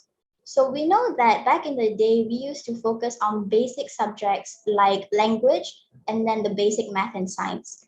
But now we have subjects like accounts at high school level, chemistry, geography, physics, biology, all these types of other subjects that they've added to help prepare us for the world outside of school. Another thing that we can say has positively impacted our community and society is that there has been a big awareness on how our actions can impact our environment. So together, almost every country in the world now working on with the United Nations are all working to achieve the 17 Sustainable Development Goals, all to reduce our negative impact on the environment. Other than that, companies are also exercising sustainable business practices, especially, like I mentioned, regarding their impact on our environment. We're also moving towards using more reusable energy or reusable resources. We're trying to bridge the pay gap, and we're also trying to develop without having to damage whatever resources we already have. Thank you so much. Thank you, Yoshini, for the answer. All right, thank you for the question. Now let's move on to our YouTube Live audience. The question is, how has the teaching strategy changed from then and now? And do you think it has changed for the better? I think that one of the biggest changes that I've seen in teaching strategy is how there have been a lot of group works where you work in pairs or teams. And I think it has helped some students who work better in groups. And I think it can bring a positive outcome, especially because once we leave school and we start working, we're not always going to be working alone. Most corporate jobs not demand, but we have to work in teams for most corporate jobs. And I think it is good for preparing us for the future. All right, thank you. Moving on with our next question. How does mental health problems affect dependability? For example, if a student is experiencing anxiety, it could lead them to needing to, they might have to depend more on other people. On some cases, maybe in physical school, to approach a teacher to ask a question, a student might have to bring their friend along because they're scared of going alone. Or, sometimes they're just too scared to ask a question when the teacher is asking if anyone has questions. They're too afraid to raise their hand and ask at that time. On much larger scales, in the long term, maybe some people can't even leave the house on their own because they're scared of this, or they are that dependent on people because of maybe some past experiences that caused them to have mental health problems now. All right, thank you, Yoshi. Moving on with our next question. School have provided counselors, but the mental health in students still decline. Why do you think this happens? I think that the school counselors don't necessarily, I'm not saying all schools, but they don't necessarily create a conducive environment. I have heard stories of counselors speaking with students, working out their problems, and immediately when they go down to the staff room or the teacher's lounge, immediately they're talking about the problems that they just discussed with students, that they promised would be confidential. So I think because students know that something like this happens, they don't feel comfortable enough to share their problems. And sometimes I feel that the advice that the counselors can give only do the bare minimum. Sometimes they don't really reach what students actually need. All right, thank you. Next question. Are there ways to overcome student debt? And is it better to work while studying or after? I think the best way to overcome student debt would be to properly manage your finances. You'll need to make sure, create a plan, a proper one of what you'll be doing after you graduate, what your minimum salary will be, if you'll be able to cover all your living expenses as well as pay off your debt. All these needs to be planned properly. And whether working while studying or after is going to depend on the ability of the student itself. Working while studying can be very taxing physically and emotionally. It can cause a lot of stress from having to juggle both. And of course, the extra money that comes out of working while studying can help towards paying off the debt.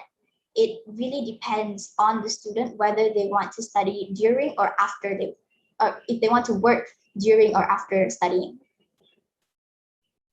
All right, thank you, Yoshini. Is there any other questions from our YouTube live? And that's all. Thank you, Yoshini, once again. Now, let's welcome our next participant, Nguyen Shem Quang An, for his presentation. Right, hello. So before I start my presentation, I would like to say some first word. First of all, I would like to congratulate all presenters that present before me. You all did exceptionally great job. It's very inspiring to hear all of your presentation. And so may I start sharing my slide? Yes. Right, is my slide visible?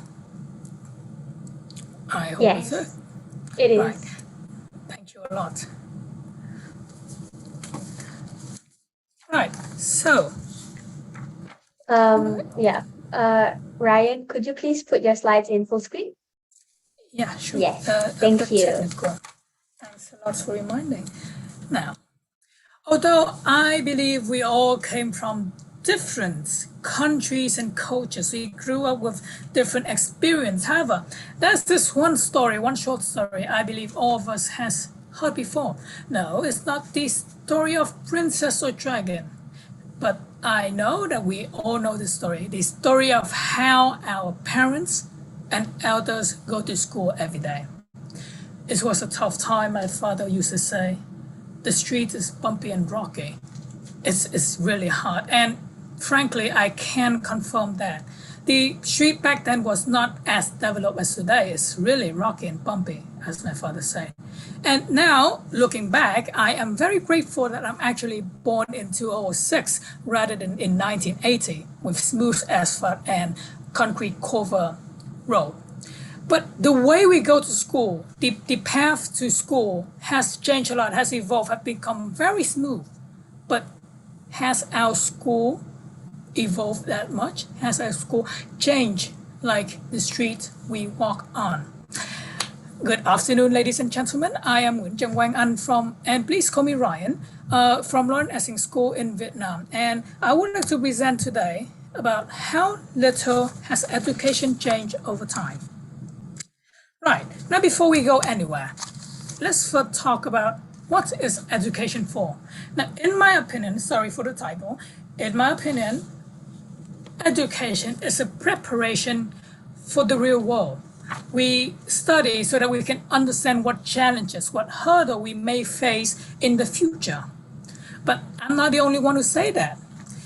Now, the British educator Sir Ken Robinson did say that the core purpose of education is to prepare the young people for the life after school. Or the civil rights fighter, the civil rights leaders of the 1960s, Malcolm X said education is the passport to the future. So it's not big of a debate that education is for preparing us for what may come ahead of our life. Now, let's move on to a brief history, a very short history of education. We shall start at the 1800s. Welcome to the Russian models, to the Russian era. This is when public education was first invented and first applied into a country or nation. The idea is that before 1800s, if you want to study, you won't have to pay for it. I mean, it's only for people who can afford it, which is pretty expensive. And it's only for the people who have the privilege to study, people who have high rankings and so on.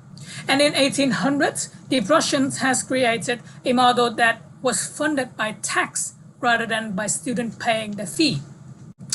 And in 1840s, Horace Mann, an American educator, said this model is interesting, and he adopted it into America, which later down the line, this model was very well used around the States as in 1860s, all of the states in the United States have public educations. But apparently we are not here to talk about history because frankly, it's quite boring. What I want to say here today is the model that we have been using for hundreds of years. First of all, students with the same age group will be grouped and categorized.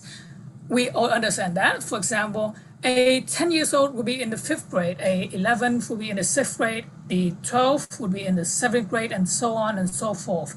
Now, each year, those students in the same group will have the same subject being taught to them, the same information, the same curriculum being shown to them, being taught to them. And then at the end of a year, of a school year, they shall be get tested to determine the quality of the study. The test will determine by an A or a number. Right, now moving from this model, I would like to present another famous model of the time. Welcome to a bean factory. Say, if we are working in a bean factory, how would we do it? I am not an expert, so if I'm wrong, and maybe I could be wrong, but first of all, we classified all the beans which were made at the same time. For example, these beans are made at the 1st of July.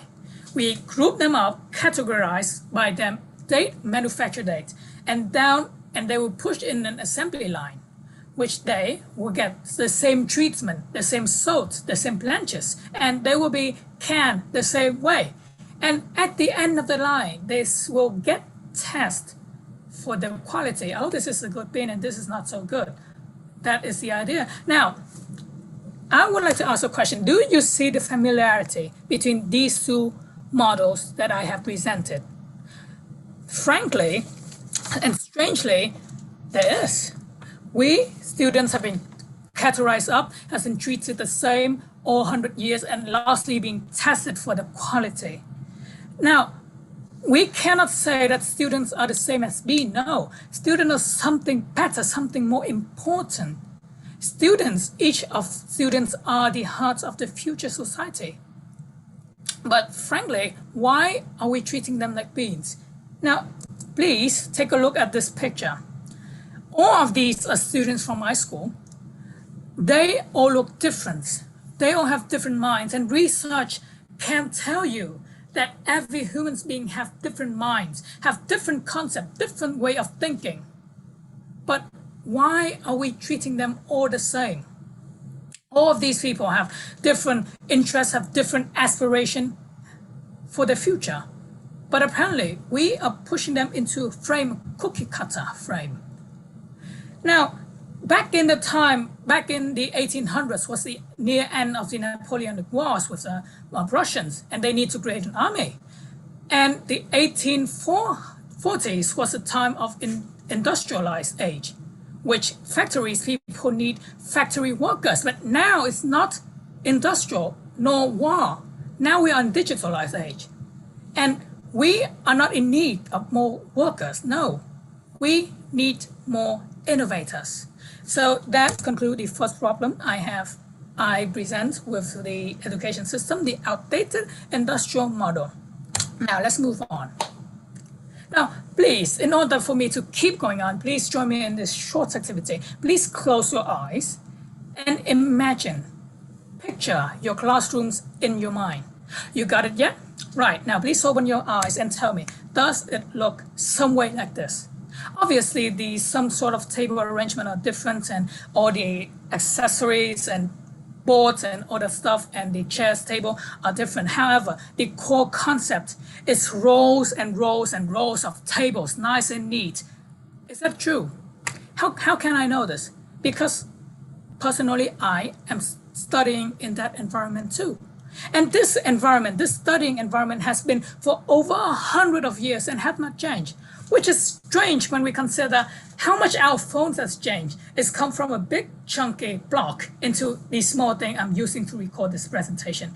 Or our computer, which barely can fit into the room that I'm staying in, but now is on nice and neat on my table.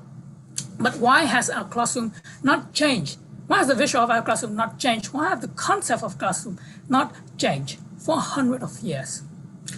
And so you may ask, all right, same classroom, same environment. What's the big deal with that? I would say there's one problem, is that this environment does not encourage interaction. Now, let me explain more. Look at these tables and chairs. It's nice, neat. Now it's spaced between two tables, eliminating any talking between two students. And frankly, the teaching style, which I will be moving on right now, don't encourage students to talk during class. Now, there are the total of 5 teaching styles. First of all is the authority teaching style, then the delegators, the demonstrator, the facilitator, and lastly, the hybrid teaching style. See, we have many options. We have many choices of how we teach our students, but why are we still choosing the oldest way? Now, let me be fair. I am not saying this authority teaching style is completely outdated, completely irrelevant. Now, in many subjects and in many aspects, that authority teaching style will be more effective than any other. But in more scenario of modern day, that authority teaching style is now become outdated. But what is the problem here? What problem do I have with this authority lecturing style? Yeah, like a teacher standing up front and talking, presenting information, and push information into the students is the authority teaching style. First thing, little communication. When a teacher stands up front, students when at the back would mainly, what do? They will listen and do the assignment. They don't talk to the other person next to them or behind them. They don't interact with their classmate. No, they only do their works, eliminating any communication between students. What is the problem here? The modern world and in the future would really require people to express themselves, to know how to talk, to know how to tell people what they are thinking, which brings me to the next point, little expression. As I said before, this style, students are just listening and do their works. So they don't have much of a chance to express themselves, to give out creative ideas, because what they are doing is basically listening. Now, some of the school implement this bit better, but main school and a lot of school I observe from when I was in primary to now still have this trouble. And lastly is conformity. What do I mean by this? As Yoshini said before, every student have different way of understanding, different pacing of studying. But this teaching style all shove the same information, the same subject, the same way of understanding into all of these different individuals the same way, which may make some students cannot catch up and some other is way too fast before the teacher. Lack of conformity.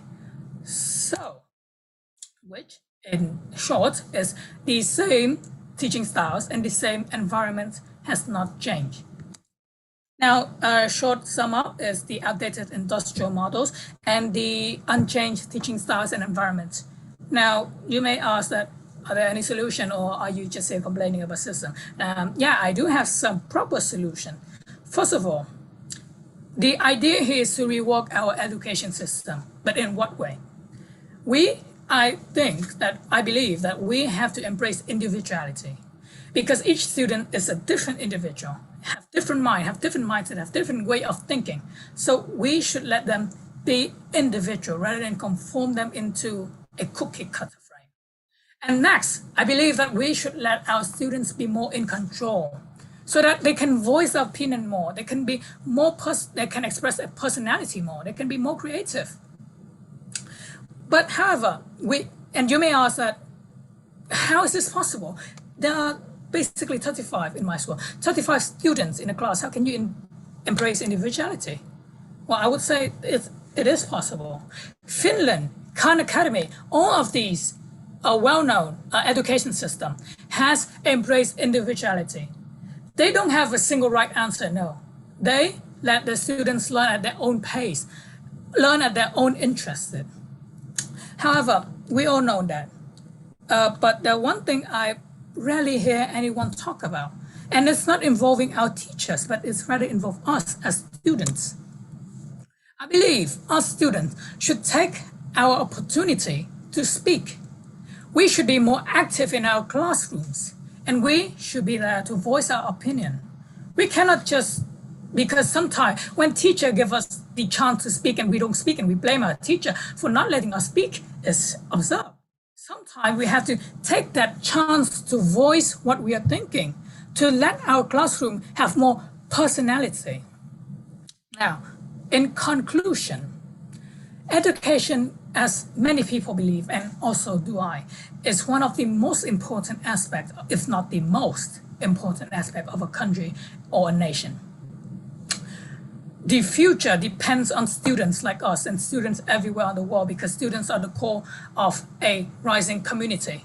We are standing here on the foundation, not only minerals and material, no. We are standing on the foundation of knowledge and education. And in order for us to make this work, I believe the future can hold more. With a better education, this future will hold more innovators and less factory workers. Thank you a lot for listening. And last word, good luck to every presenter who came after me. Thank you a lot. Thank you so much, Ryan. That was very insightful, and I learned so much from that session. let's proceed with a Q&A session. Does anyone in our forum have a question for Ryan? Hi. Could I ask a question for Ryan? Sure. All right. Like how you had a two-part question for mine, I have a two-part question for you as well. First, how would you encourage quieter students, the students that are generally inactive because they rather not be active, to be active in class? And the second part is, would they even want to be active because it's so out of the norm up for them and they will be uncomfortable with it? If you ever want. So, you are saying is that how do I encourage some student who would not want to be active to be more active? And secondly, about how do you make students that have the mindset of not being active in classes and to be active, more active in class? Is that true? Yeah, more or less. Right. So the first part, the first problem I would like to say is that we embrace individuality. If the students, because individuality, there are people who are introverts and there are people who are extroverts, people who will be extremely active, maybe like me, and people who are very silent. So the point is you cannot really force them. You can only encourage them to do so, but you cannot make them do so. And you should not make them do so, because if something is against their will, they will not want to do it. So that is the first answer for your first part. Is that all right by you? Yeah, it's good. Right. And the next thing you asked was, if being inactive was the norm, how can we change? So the first thing is that, why don't we just start from the root? We have not been in control. We have not been active since we are very young, since our kindergarten or even grade 1. So what if, first of all, we implement the more control style for the younger people, the younger students, so that when they grow up, they be active is the norm now. So first of all, we targeted the younger, the root of the problem. And then about the more older people, you can encourage them, and it may take a bit more time, but with patience and with a good strategy, you can make them be active in class, right? Does that answer your question? Yeah, thanks, Ryan. Thank you a lot for the question too. Thank you for the question, and thank you, Ryan, for your answer. And does anyone else have a question to put forward? Yes, I'd actually like to put forward a question for Ryan. Okay. So first of all, I'd like to say that was a very good presentation. I like the layout and all the laser light shows. It was so engaging. So for my question, it's going to be based off of your motion to embrace individuality in a class. So I'm very curious to know your opinion. What can teachers do to embrace the individuality of every student in their class? Maybe you could state an example of an activity that can support this motion. First of all, I believe that standardized tests should not be implemented. The example here is actually in Finland, where not until very late of your education career will you get a standardized test. But before that, tests were not to be test how good you are as a subject. No, it's to understand how much you understand, and so that teachers can understand you more, so that they can improve their teaching style and their approaches on you. So I would say that we just basically remove all the saying that higher grades are better. No, we just take the test and we understand each student's weaknesses and strengths so that we can improve upon their ability. Right, does that answer your questions? Very much so. Thank you so much. Thank you for the question too. Thank you, Sarah, and also to Ryan. Now let's look at the YouTube Live questions. What are some examples of conformity in schools? Well, first of all, the most obvious one is students are sitting in rows and straight lines. However, maybe that is not like so important. But have you ever noticed that there in Vietnam especially, there is this case where each paragraph, especially in the primary stage of studying. So there would be a literature activity, so that you will write a paragraph and so on. And I still remember this vividly in my mind, that there will be a form, like basically a paragraph, an example paragraph that students should read and learn from it. And basically, if the closer you get to writing the same paragraph as the paragraph you was given, you will have a higher chance of getting higher score. So that was basically my experience at school. And not only that, so the fact is, my mother is a teacher, and she is still studying university for some reasons. And sometimes I do attend the class, but that's not important. But what I see is that the main teacher who teach the other teachers say that you have to do this way, you have to teach this way in order to make your student grow. You see, so that means that not only students are being conformed, but teachers are also being conformed by the system. So I hope that answers your questions from YouTube Live. I'm sorry, I don't really know who you are, but yeah, thanks a lot for the question. Thank you, Ryan. Now let's move on to our next question. How would you address the issue of overcrowded classrooms if you were a teacher? So if you give me one short moment so that I can rearrange my thoughts.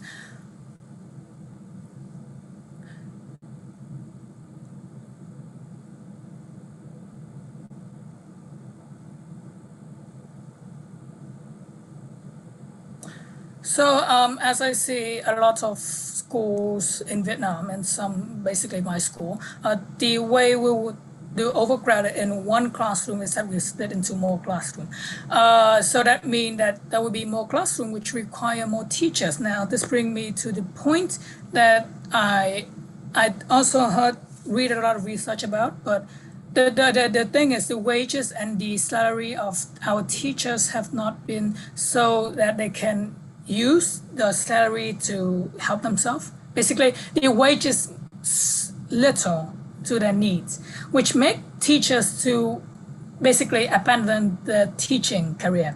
So that the thing is, we would need more teachers in order to solve the overcrowded classroom, so that we can split the one big classroom into smaller classroom where there will be teachers and teachers and teachers to teach those classrooms.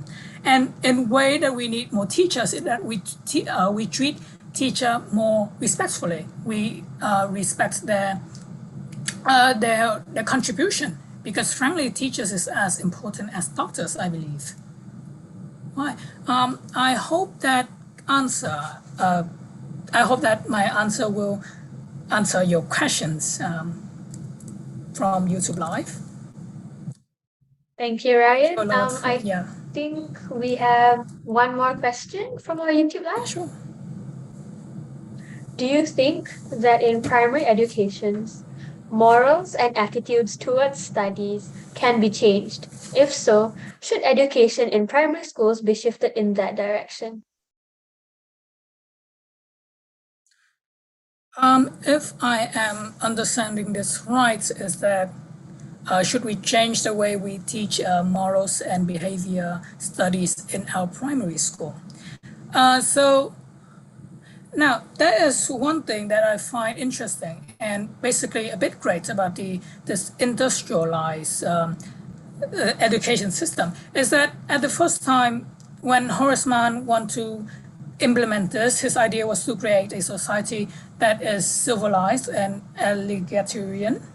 So, I mean, first of all, I don't think there should be much of a need to change the way we teach morals and attitude. However, I think first of all, we keep the personality of each student. We still teach morals and attitude and behavior, but we keep the personality. We don't change the personality in many ways.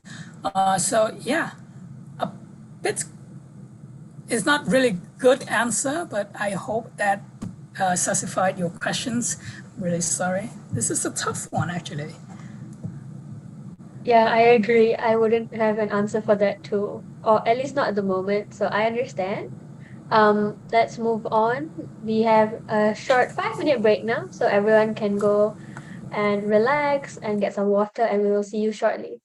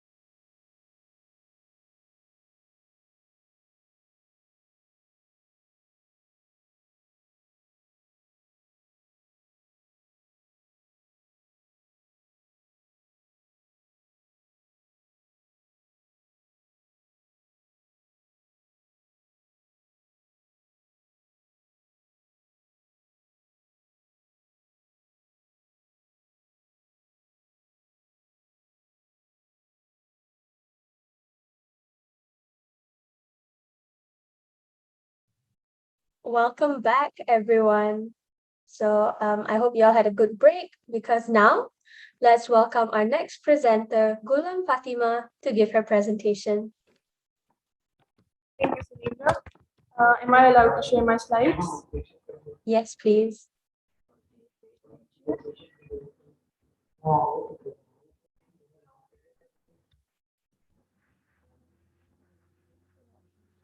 Are these visible now?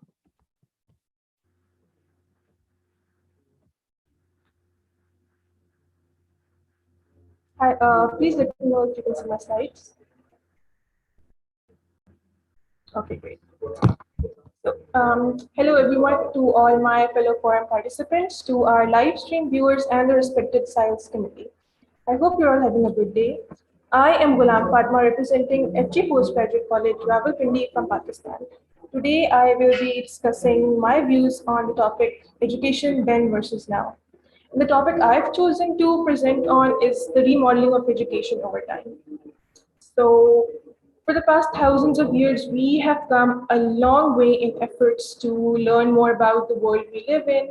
We have split the atom, ventured to the moon, colonized the entire planet, seen worlds beyond our galaxy through understanding of physics and a mere glass lens. We have had men and women from different ages and walks of life transfer and narrate their experiences to us through pages of a book. Every scientific phenomena in our understanding, every piece of technology we consume on a daily basis.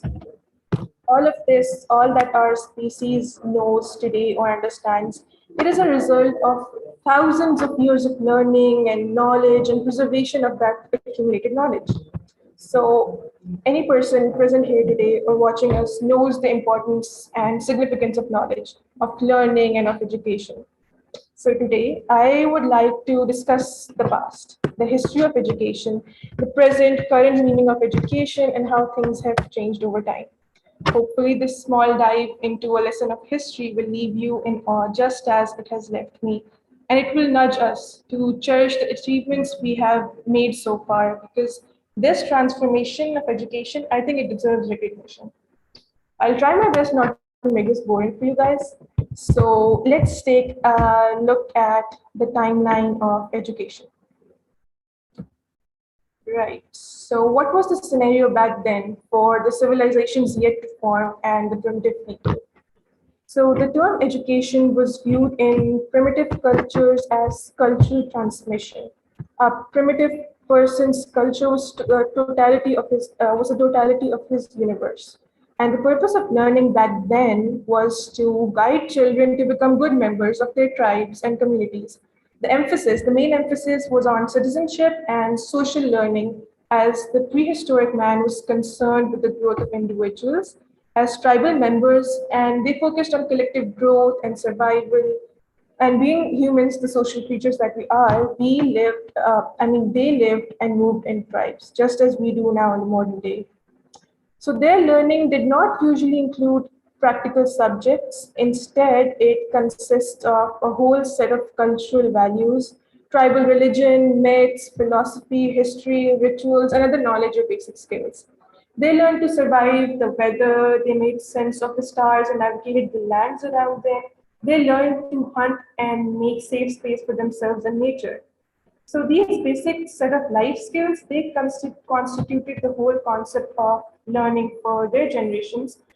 And this knowledge, it was being passed down with gradual additions from one generation to another. So as we know, much of history is based on written records, and because primitive tribes did not have such a system in place, their ways of life still remain sort of a question mark towards us. However, their ability to adapt to environments have left behind some clues to their lifestyle, their origins, such as fossils and the tools they used. These caves and these clues have provided archaeologists with clues and artifacts, including beads, fossils, paint-making tools, that tell us an archaeologist how modern humans, or the primitive, as I must say, have communicated with each other and interacted socially. So this is just a small insight into what learning and life meant for people eons ago. And if we were to compare it to the education and learning of the modern times, we can see a drastic difference in the two ages. It is almost unbelievable that what we have today is an extension of what learning was back in the old times. It is basically an extension of what learning was in the prehistoric ages. So now as we move ahead to a new age of discovery and learning, when civilizations started to form, I think this was around 3000 BCE, this was when civilizations such as Mesopotamia, Egypt, and North China started to flourish. They made new discoveries and formed new systems. This was the age of learning, or I should say a golden age of learning and communication. Although these civilizations differed, they shared monumental literary achievements, which we still use today, such as the emergence of writing, reading, and the system of formal education. The humanities, as well as practical subjects like science, medicine, mathematics, geometry, law, literature, medicine, astronomy, and so many more, they were being taught in formal schools. So meanwhile, there were records of most Greek states having adopted formal education system. They used their educational system to train their children or students for effective military support, intellectual lessons. The Greeks made important contributions to philosophy, mathematics, astronomy, medicine, literature, and methods of teaching in this era. It involved teachers' conversation with students, the classification of facts and phenomena. In other words, an engaging environment in conversation. So the purpose of education was to prepare for activities that family members were traditionally engaged to. So the family was the basic unit of teaching. Musicians, artisans, priests, and so on, these people passed their professions, their lifestyles on to their children.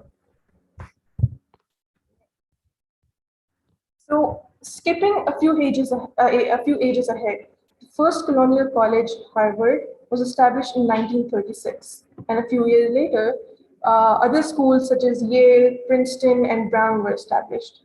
So from moving a little more ahead, from the mid-17th century onwards, things started to change and education got a newer meaning that's sometimes reflected in today's educational systems around the globe. One of the most significant change was the gradual acceptance of the view that education ought to be the responsibility of the entire state, of the government, of the authorities. So the new social and economic changes also call upon schools, public and private, to broaden their aims and curriculum. Now, schools were expected to not only promote literacy and mental discipline, but good moral character as well, because they were of the view that they have to prepare children for citizenship, for jobs, and for individual development and success. Although teaching methods remain oriented toward textbook memorization and strict discipline, a new sort of institutionalized learning started to appear with classrooms and textbook directed knowledge. And I believe in that era when we were developing institutionalized education, we may have, in a way, swayed away from the actual purpose of education, which is to align an individual's needs and their skills to whatever it is, whatever goal they want to pursue in their life. So now heading towards the 20th century, as the world population started to ascend, a greater demand of school and colleges started to appear. New methods, processes, machines, they were continually introduced, and old skills, they became irrelevant, including the concept of mental health, spiritual well-being of a child, and basic life skills. They were being eradicated from the whole educational system. And we were moving towards institutionalized learning, we were moving towards textbooks, we were trying to limit ourselves to classroom learning only. So new industries started to spring up, and in addition, the amount of scientific knowledge, researchers, skilled workers, and high-level professionals were increasing in demand. And then developments in internet-based communications and technology since the late 20th century provide previously unimaginable opportunities for people of all ages and eras to tap into the vast stores of world knowledge. Many of these technologies bring forth new forms of socialization. So in many ways, education hasn't changed at all. But if we look at a much bigger scale, starting from prehistoric times to the modern day, we can agree that education has been changing purposes and meanings and on a whole new level. So the foundation of educational system is still in place, and a teacher instructs a student or a group of students who use their studies to learn to become better members of society. But in the recent 10 to 15 years, changes have been popping up. So in the realms of higher education, it has led to exciting possibility of online degrees. Technology, which is a huge and major game changer, it has played a huge role in increasing our students' productivity by giving them the tools they need to be more successful, as well as motivators or rewards, and they perform well.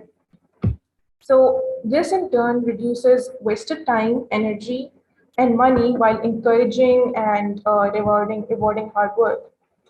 It's not just for students either. Technology can be a huge asset for teachers to help increase educational achievements. With technology, we can prepare students for college, careers, while also allowing for more personalized education. We can have a sort of self-directed approach towards learning. It can be a little scary to imagine children and individuals transitioning from school to the real world.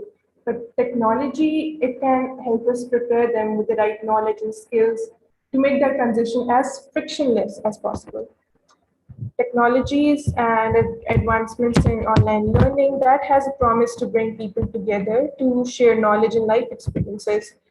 Conversely, it may also lead to the isolation of individuals and to the absence of physical interaction or face-to-face interaction among peers and teachers, which are critical for the preparation of adult roles as members of particular cultures or societies. So the purpose of education, it has evolved over time. It also differs slightly depending on which view or angle you're taking, whether it's of the society, the student, the educator, or the parents. So while we're discussing the modern day education, the question of the pandemic and its impact still hangs.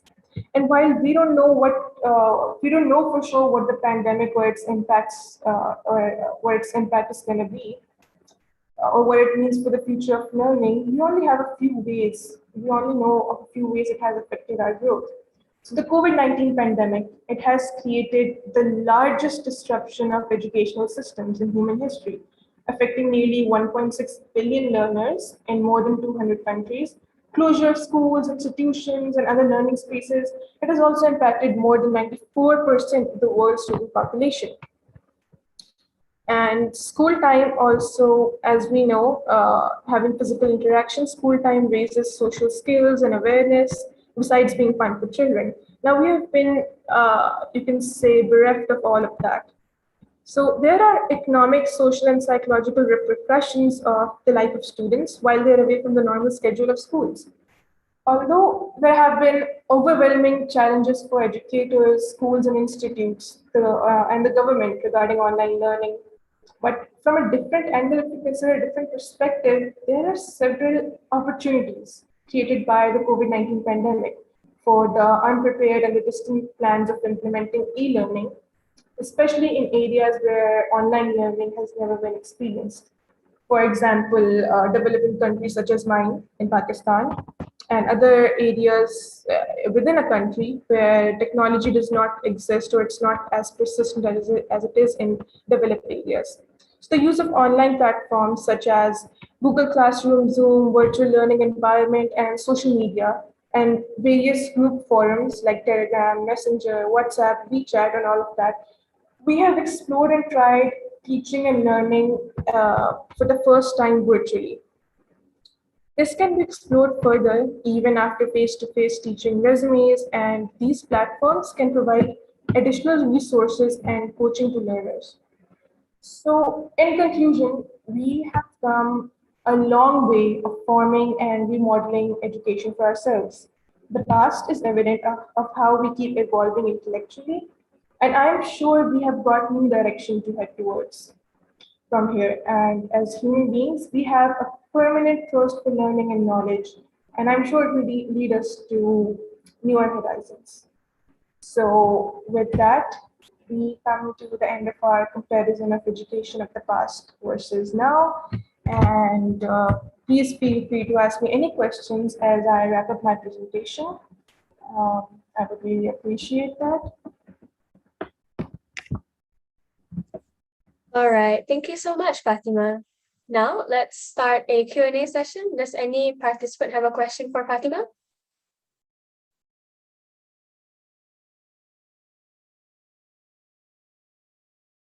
If not, let's move on to our YouTube Live. Although there are many benefits of implementing technology in education, does it bring us students any harm?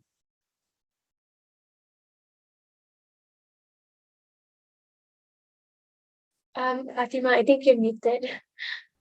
Sorry, my mic was muted.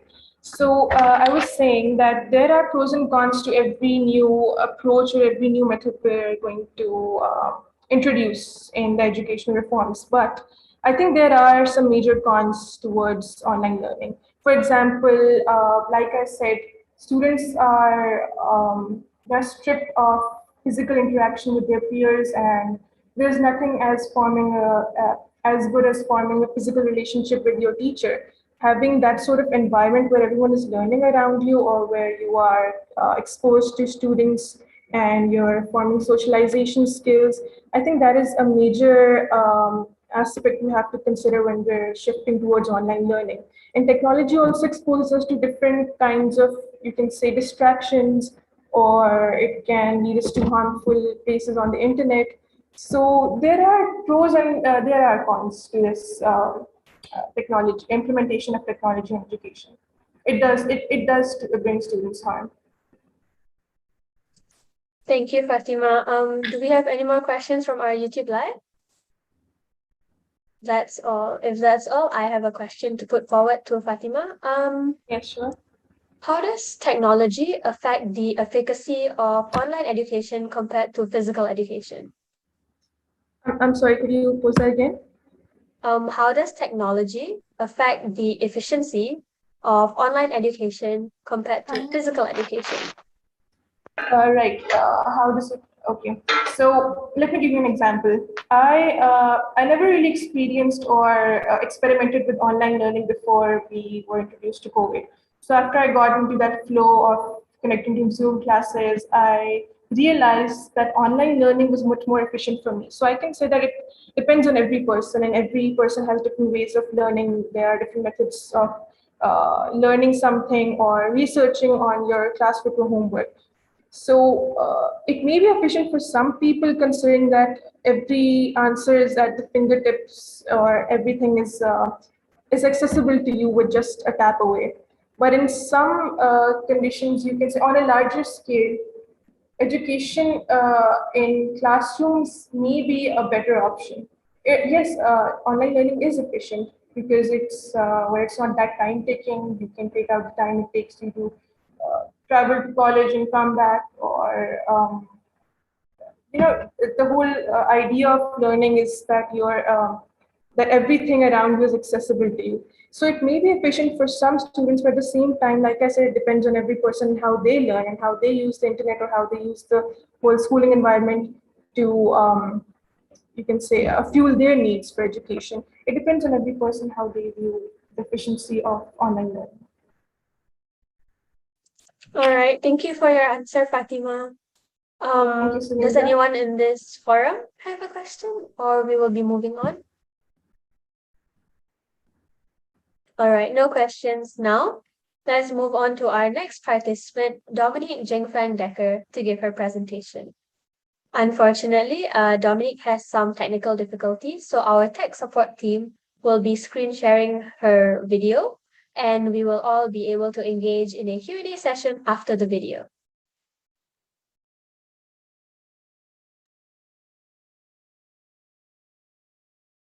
Hi, good afternoon. My name is Dominique Decker. I come from Wesley Methodist School International, Ipoh, in Malaysia. And I'm going to be sharing my screen for my presentation right now. So give me a minute.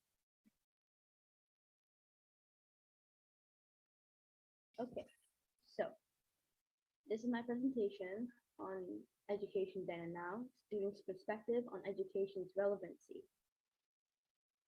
Now, as then can be very vast, I'll be referring to then to the generation of our beloved parents and how they saw education versus how we view education in the current time. The purpose of this presentation is to point out the difference in the perception on education through the different generations, the lens through which we view our education's importance. I would also like to state this presentation is of my own opinion and also what I've seen and heard from friends and people on the internet. Then, we always hear our parents nagging us on the importance of education and to get a degree to have some higher paying job based on your degree for a better future. Yes, some Gen Z still think that way, but not the majority anymore. But then why is it our parents' way of thinking then? What made them have such love and appreciation for education? Here are some points that I have found that I would like to share with you. One, it is generally accepted that education equals success in life, good job, good money, and with good money come easy living, and with that come happiness. Next, they could also interact with kids their age easier and make friends because that's what they always say, right? Go to school, make friends, and come back smart. I'm gonna hope that not everyone hearing this grew up wealthy because I didn't, and where I come from, there's always stories on back in the day, me and my parents worked so hard to feed the family, etc. So rather than working all day to feed families, they could go and get an education for a better future while meeting with kids more their age and making friends. They could also go to school to learn things to get ready for work in business, like their higher paying jobs, what they call, for their better future. They were able to learn things like accounting, etc. All these office jobs that were paying much more than, let's say, farms were, which all in a way leads back into the mindset driven by unhappy living conditions or parents drilling the image of a better life when you have a good paying job like doctors or lawyers. Now, students are less motivated with their studies for many reasons that I think quite a few of you may relate to. Many students don't know what they're studying for, going back to the education system being ancient. A lot of us feel like we are learning a bunch of useless information that wouldn't make much of a difference with what we expect we could be doing later. So I feel also quite a few teachers don't know why they're teaching certain things in the textbook. There's also conflict with creativity and education. Yes, now the education system is trying to shape in more creativity, but I have a feeling it is not really being enforced in all schools. Look at the difference between art and science streams in Malaysia. When you turn 15 after a certain examination called PT3 or any big examination like that, you are to choose a stream, science or art. Science stream is where, many are pushed to go to if you want higher education because they give subjects like more in-depth, like biology, chemistry, physics. Whereas in art stream, there's not much creative stuff in art stream other than art and design, which kind of defeats the purpose of calling it art stream, since everything else is not art other than art and design. There's accounting and business studies, and well, that's basically it, I think. So what is the point of art stream? And then also, then there's the internet, a total game changer for now. Now, no doubt we all have heard the same thing at least once in our life. I dropped out of high school or college and now I'm a rapper, YouTuber, whatever, and I'm making more money than you can imagine. These things are said by influencers that impact and shift our views on things even if we don't realize it. These big names probably don't outright say how much they earn, but they tend to flaunt their wealth. And this affects our view on education and its importance because if they drop out of high school and making more money with what they've created, what am I doing here sitting 8 hours almost daily working on something I'm not passionate about and will never be satisfied with? Next, the more people getting a degree now will make it hard for everyone in the future anyways. Many people are now realizing that a degree doesn't guarantee you anything. Many with degrees still somehow end up in McDonald's anyways, either trying to pay university debt, or there are many people out there with the same degree as you that are way better than you and are taking your jobs. There's way more competition in the working world with the more money, with the more people waving around their PhD certificates, etc. Next, is mental health a reason to why students now don't see the point in anything really, let alone education, as students' mental health are notably deteriorating in recent years? These are some factors I find may contribute to such downfalls. Number one is school. Why do we learn? Future is bleak. COVID-19 pandemic, climate change, everything around us is falling apart. Why is education so important? Workload stress, peer pressure, performance anxiety, pressure to do well, social media, depression itself. Why bother? Now I'm going to be comparing the two now. Social media wasn't around back in the day as much as it is now, so it definitely shoves itself in between education and us, as they can sometimes scream at us, why study when we can legit be a social media star or something and earn better money? The education itself hasn't seen substantial changes over time in probably decades. So we all are learning stuff that isn't all relevant now, but was happily absorbed by our parents back in the days because it was so useful back then.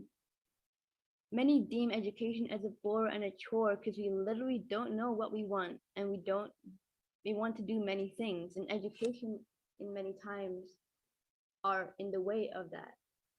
And our parents were just really happy they could get an education at all. So if perception has changed, do we need to care at all? In my opinion, yes, because if we don't, we might all just die out. As many of us can't afford therapy for our deteriorating mental health, and if we continue to live like this, we might as well kick the bucket. What should we do? We should try to teach kids how to actually get by in life. Useful information is vital nowadays, like how to pay your taxes, how to vote, who to vote for, what's the importance of voting. You should know who you're voting for as well. How to drive is also vital, unless you want to be walking everywhere. How to be a decent human being, Also, we should add more subjects and projects in school that talk about real life happenings around the world, so we know a more generalized study and knowledge instead of a focused study.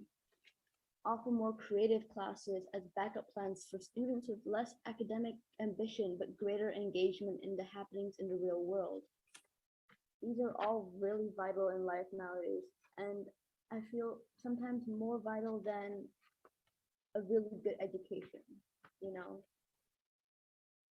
So yeah, thank you very much for listening to this incredibly well done presentation. I'm so proud of myself. I hope you are too. Thank you. All right, thank you, Dominique. We will now be initiating a Q&A session. Does anyone have a question for Dominique?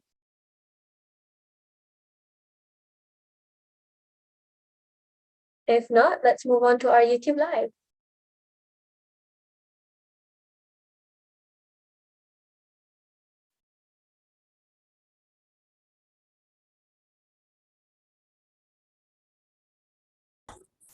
So the question is, with that being said, social media plays a part in the lack of passion for education. Do you think that our parents would react the same way as we do now, by feeling less excited when receiving education if social media played a big role in the olden days? Well, I think so, yeah, in a way. But, if social media has evolved so quick that it's the same as it is now as it back then, maybe there's a big possibility that they too will think, well, if I can be a YouTuber, why am I studying? So yeah, I think so. Maybe not though, I don't know. All right, let's move on to our next question on the YouTube Live.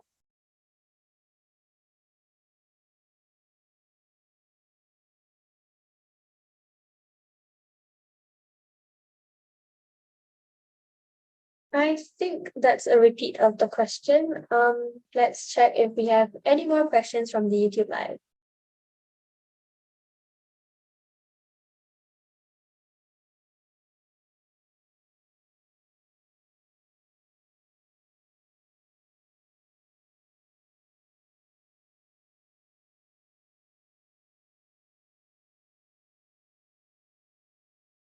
While we wait for questions from the YouTube Live, I have a question.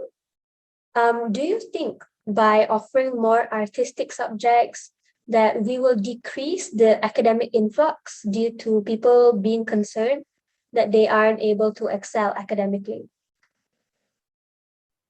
I don't know because I'm not academically smart, but I think if we do increase more creative subjects, it will help the people that aren't so smart academically in a way. So like they don't have to end up jobless or working at a really bad job in the end.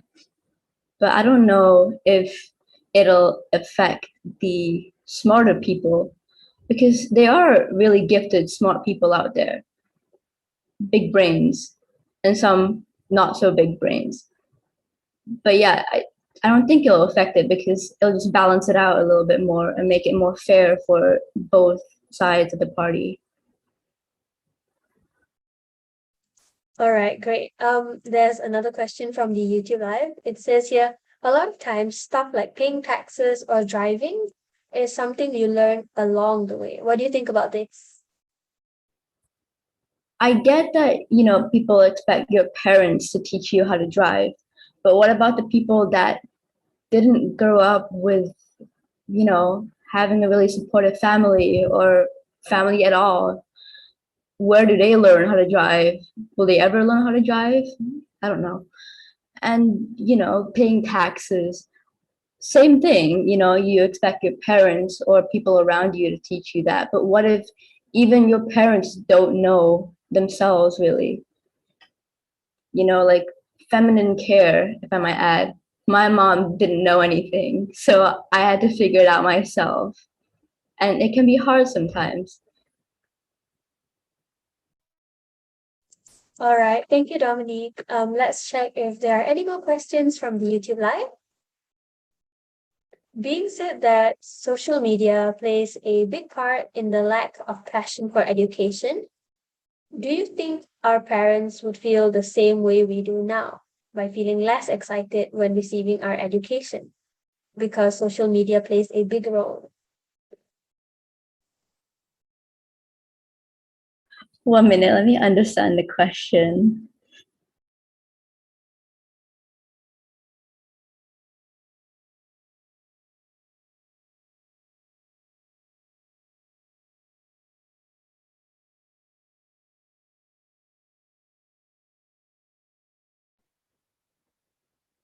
If I'm understanding this correctly, I think it's the same as the first question. Yeah, it looks pretty similar. So Yeah. so I think that is all we have from the YouTube Live. And we will now be moving on with our next presentation from Sharumati Mativanan.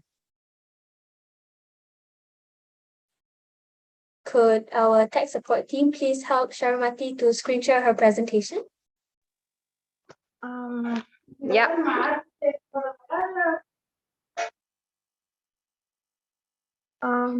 Yeah, thank you. Sorry, am I audible? Yes, we can hear you. Yeah, okay. So good afternoon, everyone. I'm Sharumati from Madhakonipalli Model School, India. And I've heard all your presentations. I saw everything. Everything was nice. So, well, as everyone said, the topic is about education then and now. Can I go to the next slide, please? Yeah, thank you. So, well, a simple info about education. What is education? It's just a very most prioritized one that everyone should learn, and everybody should keep on learning. And this has been followed from generations and generations. And well, what do you think education starts where from? Like, where do people learn from something? And that's how I believe that it is a teacher, a person who teaches another person, and from there learning starts. I know that previous times people used to learn themselves. That I mean, like they figure out themselves, they find new things, and by finding out, and then they will share with others, and that sort of sharing became teaching. And the person who teaches that knows to be a teacher. So that's the part of education talk I'm gonna talk about today. Next slide, please. So, has said who are teachers? They are very knowledgeable persons, educated people who are interested in teaching children, or those who are interested in learning or getting they're interested in gaining in their knowledge. And I believe that teachers have a very good intention to bring a child to a big success and dreams, like whatever they're interested in. For example, like who want to be a scientist or want to be a mechanic or anything, any dreams a child has, a teacher is the one who's being inspired by a child to become one. And how they behave and how they are teaching a child is very important nowadays. And I think since then and now, a lot of variations has been seen. Well, I believe so. Teachers then were quite strict with what they're doing. They expect more homework, they expect more writing, and well, they really seem strict. But to hear, there is a lot of beating with sticks and punishments.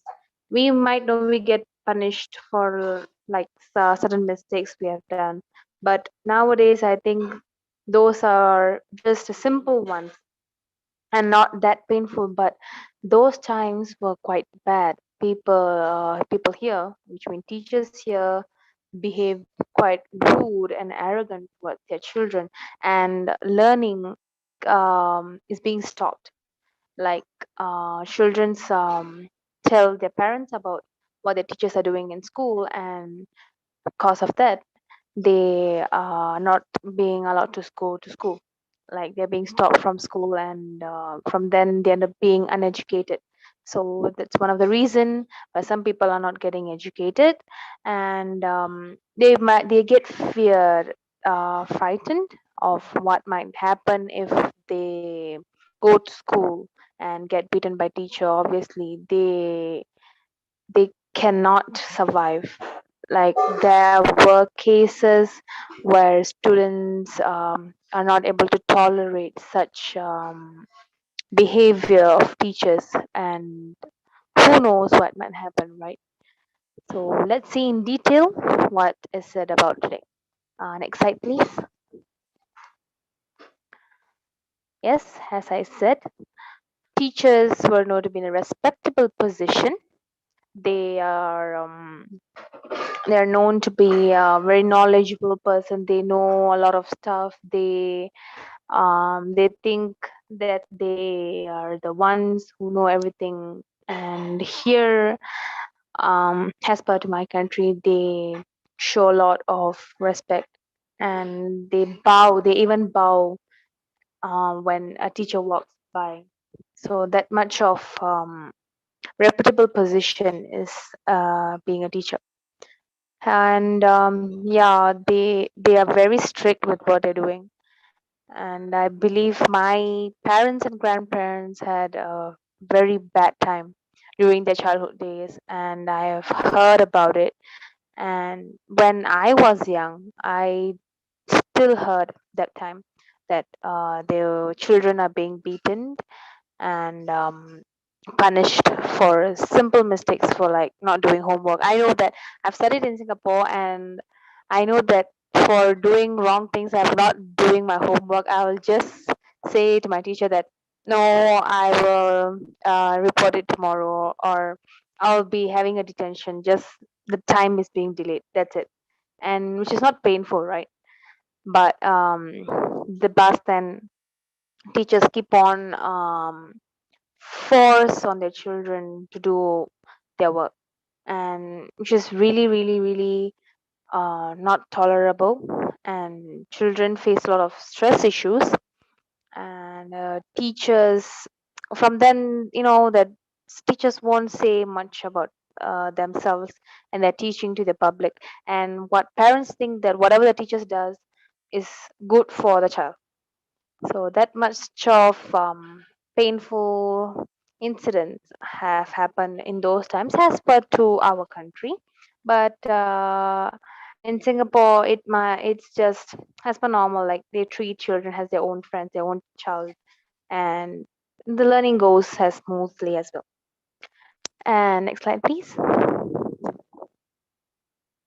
Well, today, teachers are very friendly, caring, and I believe that we could share any personal issues in our lives with our teacher too. They behave really like a good friend. I have a teacher whom he or she behaved like a friend. We can share anything with the person, and I believe that teachers nowadays are very sportive, and they work together. They don't have that prestige or head weight that they are the ones, and they get along with our children.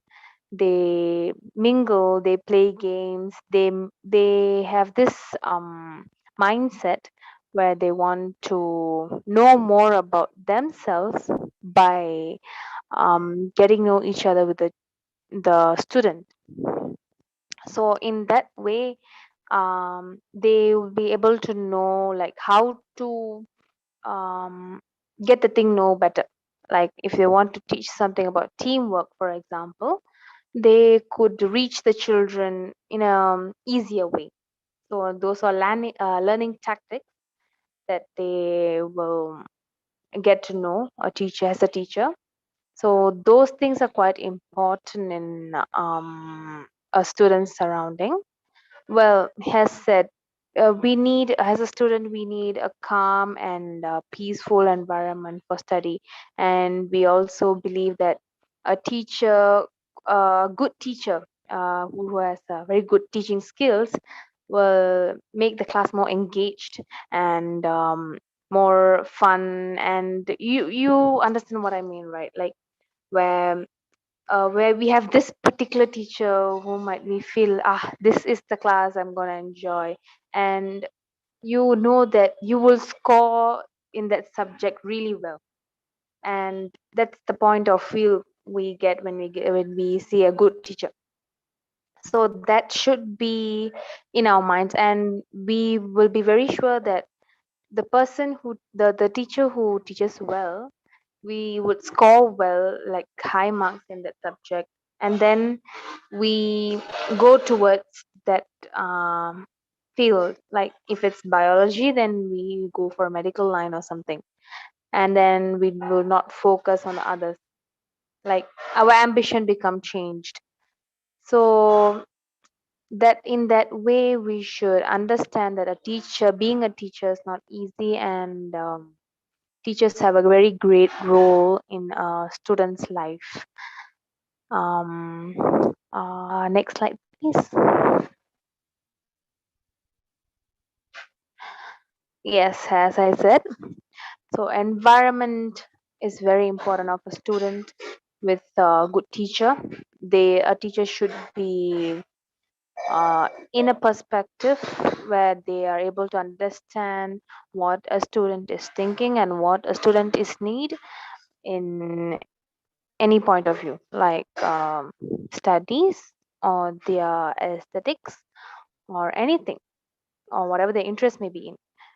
They should act like one guardian or parent who can they trust. So that is how a teacher should be towards their students. That's what my personal opinion. And what else? Yep, that's being banned. Teachers are not supposed to use weapons or sticks or anything to harm students. And those times, you can ask your parents yourself. As I said, it was very painful way of learning process. They have came a lot of I hope so, a lot of pressures and stress, and at those times they might think marks are their well, how to say, their happiness and their stage of living. Their marks decide what they are. Well, now who knows, whatever the marks is, when you strive for your dream, your success, anything can be done. And I feel that teachers should be ready to be there for your students. Sorry, to be there for the students, such like an wonderful inspiration and an idol. And yes, they should be a great friend. And as a teacher, well, if I want to be a teacher, I hope that my students have a good environment around me. So that was what I was trying to say, because people talk about a lot of things in education then and now, but they might think that uh, a teacher's role might be quite small. And that's what I thought from my perspective, that a teacher is quite important. And I've seen a lot of cases where students being really pressurized, feels very pressurized when a teacher keeps on throwing a lot of homeworks, or they well, they keep on pressurizing in a way. Some teachers show their well, based on their marks, they judge a student. Like if the person scores a good marks, the child is very good and they have good character, and those who are scoring low marks are not a good character. Well, that's a no, that's an obvious no. Everybody has different character. Well, the person who scores the highest marks might have a very bad character, right? So that's the point of it. A teacher should be in a good way. That's what I'm saying. In a good, well mannered, justified. Such character is quite important. So if a good teacher leads all those 40 or whatever the number of children are, I'm very sure that a child will lead a peaceful, very calm learning journey throughout their life. Well, there's a lot of things more than marks, right? Just because of marks, no one is going to decide your life. Even a small thing like making a slipper is important, and that is also work too. So nothing can be done. It's based on one who decides what they want to be. Like the student decides what they want to be, and that is the important, and that should be understood by our lovely teachers. Next page, please. Yep. So what's the pros and cons of having a knowledgeable great teacher? Yes, a good friendly environment of a student could share with each another, and able to speak openly, like open-minded, so that the queries can be uh, identified and solved. And I hope that by sharing those queries or whatever they in their mind, whatever they feel openly to your teachers, I strongly believe that their education can be well learned, like really well learned.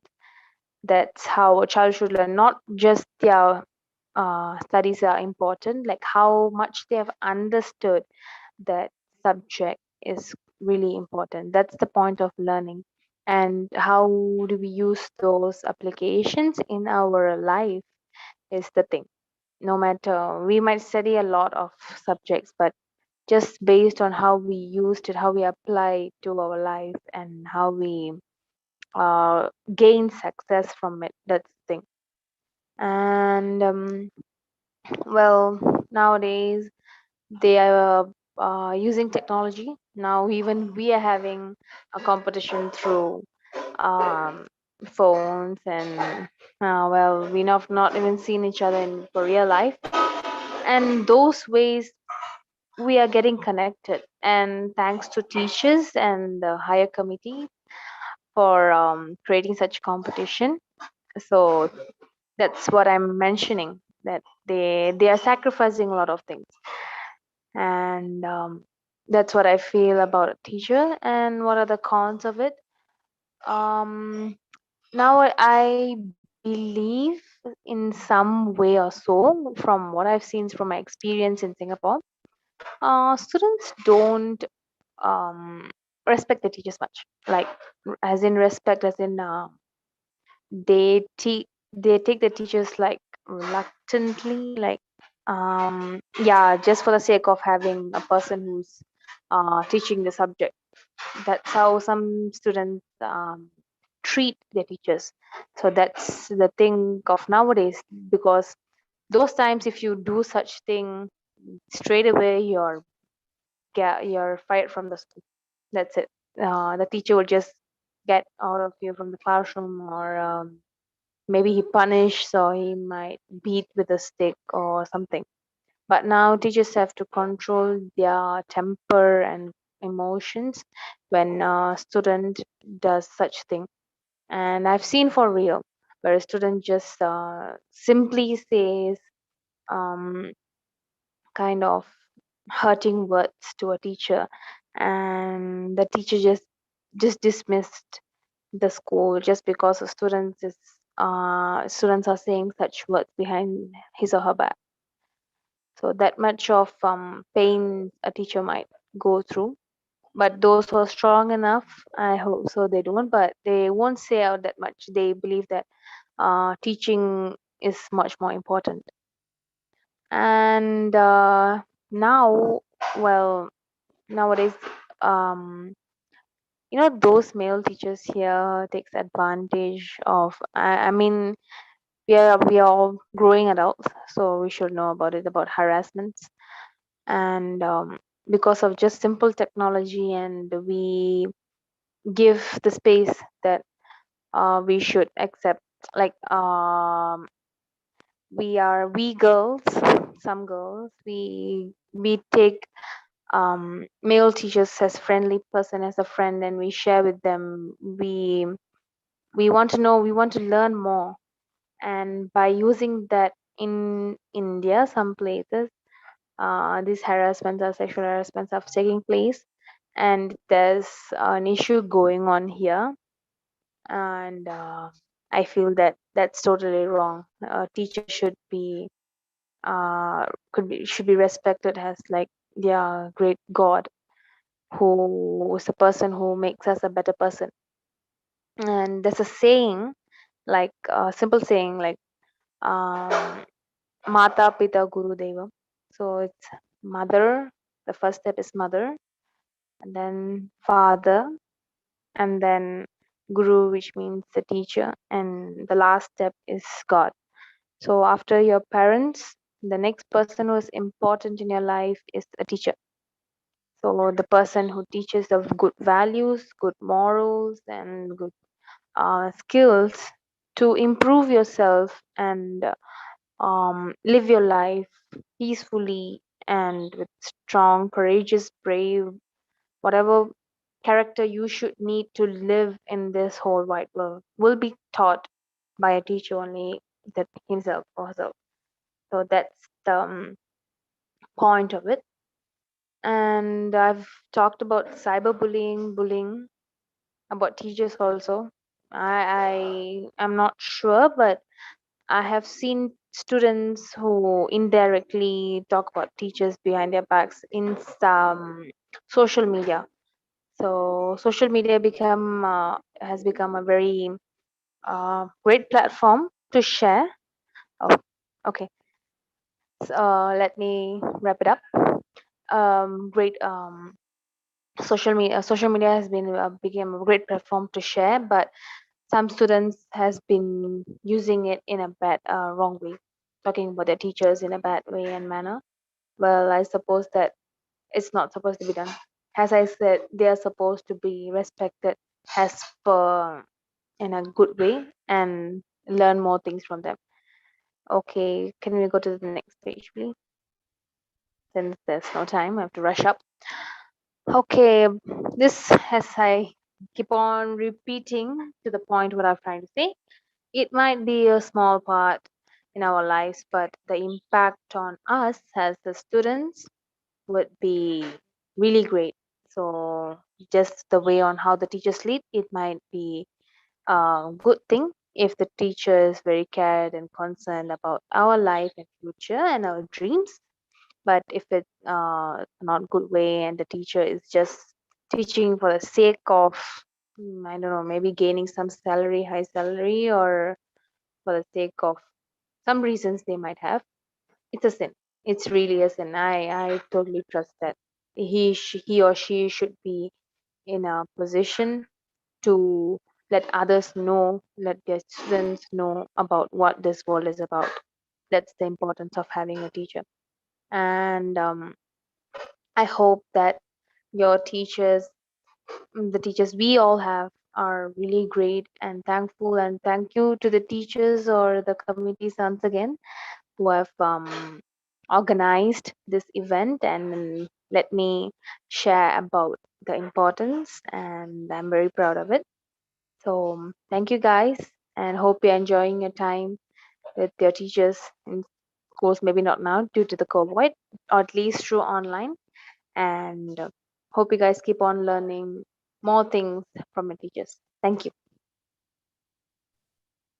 All right. Thank you so much, Sharumati. Does anyone in our forum have a question for Sharumati? Yes, I'd like to pose a question to Sharumati. Yeah. Okay, so based on your presentation, your pros and cons were equal, 4 points each. So the only thing that I could think of that could possibly tip off the scale is your personal opinion. Would you prefer a cool-headed teacher or a strict teacher in your class, and why? Well, I prefer cool-headed. I am not good with strict head. Because I would really feel pressurized, and I have been in that condition before. Like this teacher who was really strict. He was my geography teacher, and he makes sure that everything should be perfect, like strictly perfect. The files that should be there, the book should be there, the assignment should be there, and his class would be like I don't know what to say, very hectic and very fast, and I'm not able to cope up. He was really strict, and those situations I've seen through. And as for my character, I am not good with it. I am a cool-headed person, so I want a calm and quiet, not quiet, maybe an enjoyable teacher who has great teaching skills, where some teachers we might think that this teacher has great um, teaching skills, like he's able to communicate with technical terms towards the students, so that how much experience they might have, and they will bring the class with a very calm and peaceful mood. So that's how I prefer. Well, for teachers who are going like a fast and furious train, no way. I'm not good with capable. I'm not capable of handling them. Yeah. Any more questions? Hi, yes, I would like to pose a question. Hi, Sharamanti, that was a wonderful presentation. I love the topic that you chose. Thank you for shedding light on Yeah, the thank you. teachers. They really are an underrated part of our lives. So you said that students have stopped respecting teachers. Do you think that a teacher's temperament and attitude affects the respect they receive from students, or is that an independent variable? I'm sorry, could you repeat? Because I think there was a network issue then. Yeah, sure. Do you think a teacher's attitude or temperament affects the respect they receive from students? Do you think that's a dependent variable? Um, well, quite so. Because, yeah, as I said, maybe the behavior of teachers might, it's a dependent variable based on teachers, how they behave towards their students might change. But even though we should know our values, right? Like, we're not supposed to keep on showing the same thing towards one. If a teacher behave towards you, you are not supposed to behave rudely back, right? That's a common rule or a common thing we should follow, and that's the kind way. And even if a problem arises, we the problem won't fall on us. Like, it's not part of the students; it's just pick of the teacher, right? And that would help in a way, because I feel so that way. Even if a teacher behave though in that way, a student won't be hurted by that, and they won't face any problems. If the teacher wants to be like that, then he will face his causes. That's it. Right, yes. Very well explained. Thank you, Yeah. Charvin. Yeah, thank you. All right, thank you for the questions. I don't think there is a question on the YouTube Live. So we will now Okay. be moving on with our next participant, which is Sarah Amira binti Muhammad Azman. Thank you, Salindra. Please allow me to share my slides.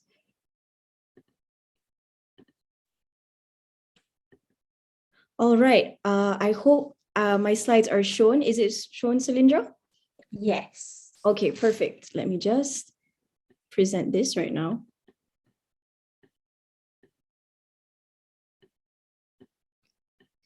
Okay.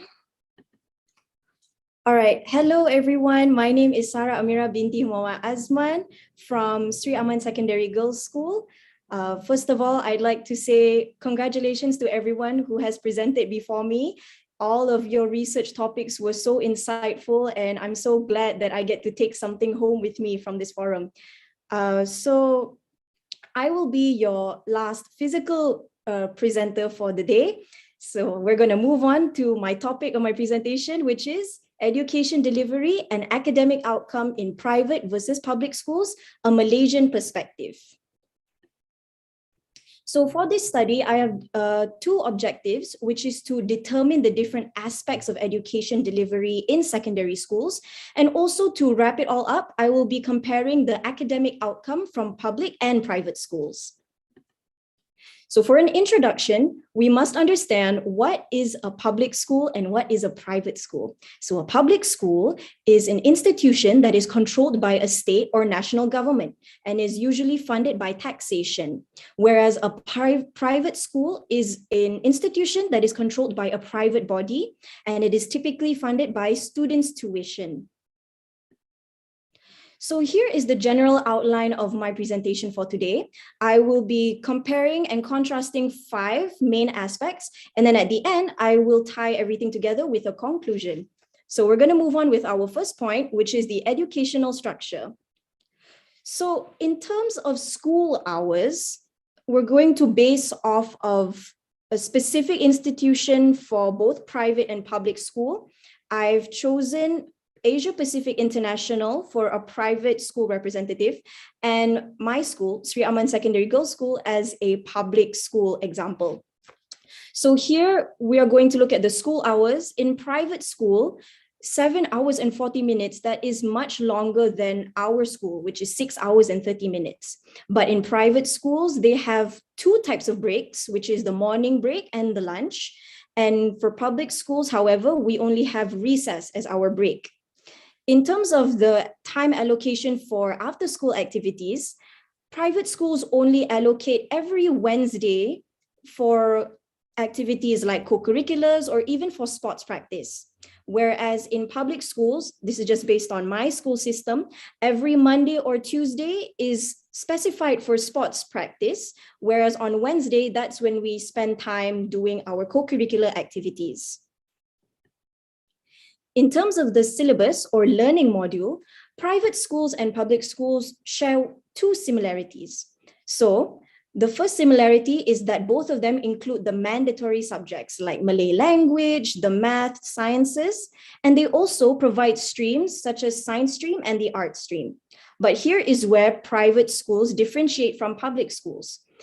Private schools actually, well, based on Asia Pacific International, they offer local or international syllabus, which then leads to a specific examination that the students have to take at the end of their high school journey.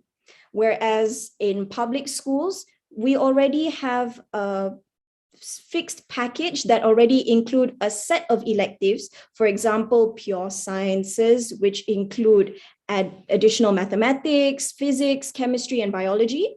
We have the sub-sciences, and we also have the arts.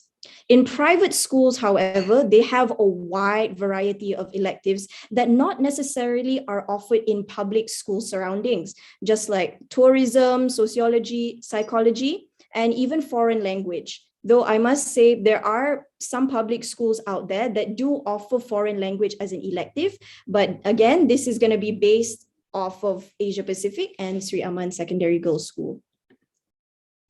Now, the educational structure in terms of the teacher to student ratio. So here I have prepared you a very cute diagram. So the orange smiley faces represent 5 students and the purple face represents 1 teacher. So if we look at the private school side, there are 15 students in a class that it will be taught by 1 teacher. Whereas in public school, the average number of students per class is 30 students taught by 1 teacher. So here is my argument on the teacher to student ratio. So numerous searches have shown that actually fewer students in a class create a more conducive environment for students to learn. These are a few of the benefits of a smaller student to teacher ratio. Number 1, it lightens the workload of teachers to teach a class. Number 2, it becomes a more comfortable environment for students to pose questions because the class is much smaller, so they don't feel that much embarrassed to speak out. In third point, the quality of teaching is also improved. This is because when there is a smaller group of students to teach, the teachers can give undivided attention towards each student and their specific needs. So the fourth point is like a compilation of all 3 points, which is when the workload is less, when it is a more comfortable environment for students to learn, and when the quality of teaching is improved, therefore, the students have better test scores in exams. So here I have prepared you a bar chart that shows statistics, which is teachers with less than 4 years of experience and teachers with at least a master's degree. So this is going to be a statistics that show which type of institution has better quality teachers. So if you see here, the bar that is in light blue color is a private school representation and public school is the dark blue bar. So if we look at the first column, teachers with less than 4 years of experience exist more in private schools, about 16%, whereas in public schools, only 11% of teachers like that exist. So in this case, bars that are much lower in percentage are actually better because that means the population of teachers that are more experienced exist more in public schools. If we look at the second column, which is the teachers with at least a master's degree, the bar for public schools is very high, which is 48%, whereas in private school, it is 36%. So here you can see that the experience that teachers have and the teachers with deeper knowledge on a subject or specializes in a subject is more in public school setting. All right, now we're going to move on to our next slide, which is in terms of facilities. So here, private schools and public schools share a similarity, which is both of them have basic facilities such as classrooms, main halls, all the things that make them a school. But private school has the upper hand because they have comfortable classrooms that are usually air conditioned, and they have extra facilities as well, such as swimming pools, lockers, gymnasiums, and even changing rooms for the students. Now, in terms of co-curricular activities, you can see here from the list, just a rough view, that public schools win by a lot of associations. So the list of uniform associations and clubs in public schools are much longer than private schools. Why is that so? It's because in this case, public schools win in terms of the number of students that attend. Since private schools you need to pay a certain cost to enter the school, therefore not everyone can pay the cost of attending private schools, which is why the mass population of students in private schools is much less. And that will affect the co-curricular activities, because there will be limited number of students to create uniform associations and clubs. So same goes for sports, because when there's a lot of students, then there is more opportunity for clubs to open and for people to join. Now we're going to move on to my fourth aspect to compare, which is the academic assessment. So here, private school assessments based on Asia Pacific International, they actually offer two types of assessments, which is the Malaysian National Curriculum and the International Curriculum. So the Malaysian National Curriculum is same with the public school examination, which is the Sijil Pelajaran Malaysia, SPM. I think Victor has mentioned this examination before. So this examination is locally recognized, and all Malaysian students have to take this assessment at the end of their high school year, which is at Form 5, or in private school terms, it's in year 11. So for the international curriculum, however, students have the option to take this examination called the International General Certificate of Secondary Education, also known as the IGCSEs. This is a Cambridge certified examination, and it is globally recognized, and it needs the international syllabus, and it is also taken by the year 11 students. So on the far right of my slides is just an example of what the certificates of results look like for each examination. Now, the comparison of methods in academic assessments, I have divided into three specific aspects. So the first aspect is age eligibility. In private schools, in order to take IGCSEs, one has to be 15 to 16 years old. Whereas in public school, there is a fixed age, which is you need to be 17 years old to take the SPM exam. In terms of the examination setting, students have the freedom to choose which examinations session to sit for. Let me elaborate more on this. So say you are a private school student sitting for a math exam. You are actually given a choice to sit for the exam in a span of months. Like for example, the maths exam, you have the freedom to choose whether you want to sit for it in May, or you can wait until the next session, which is in November. Whereas in public schools for SPM, all students have to sit for the exam in the same exam session. There's no kind of postponement or freedom for students to choose when to sit for the paper. In the grading system, private schools, they don't have compulsory subjects to pass, whereas in public schools, there are compulsory subjects to pass in order to receive a certificate at the end of your high school journey. Compulsory subjects to pass are such as Malay language and history. In terms of achievement levels, private school examinations have grades from A* all the way to the lowest, which is grade U.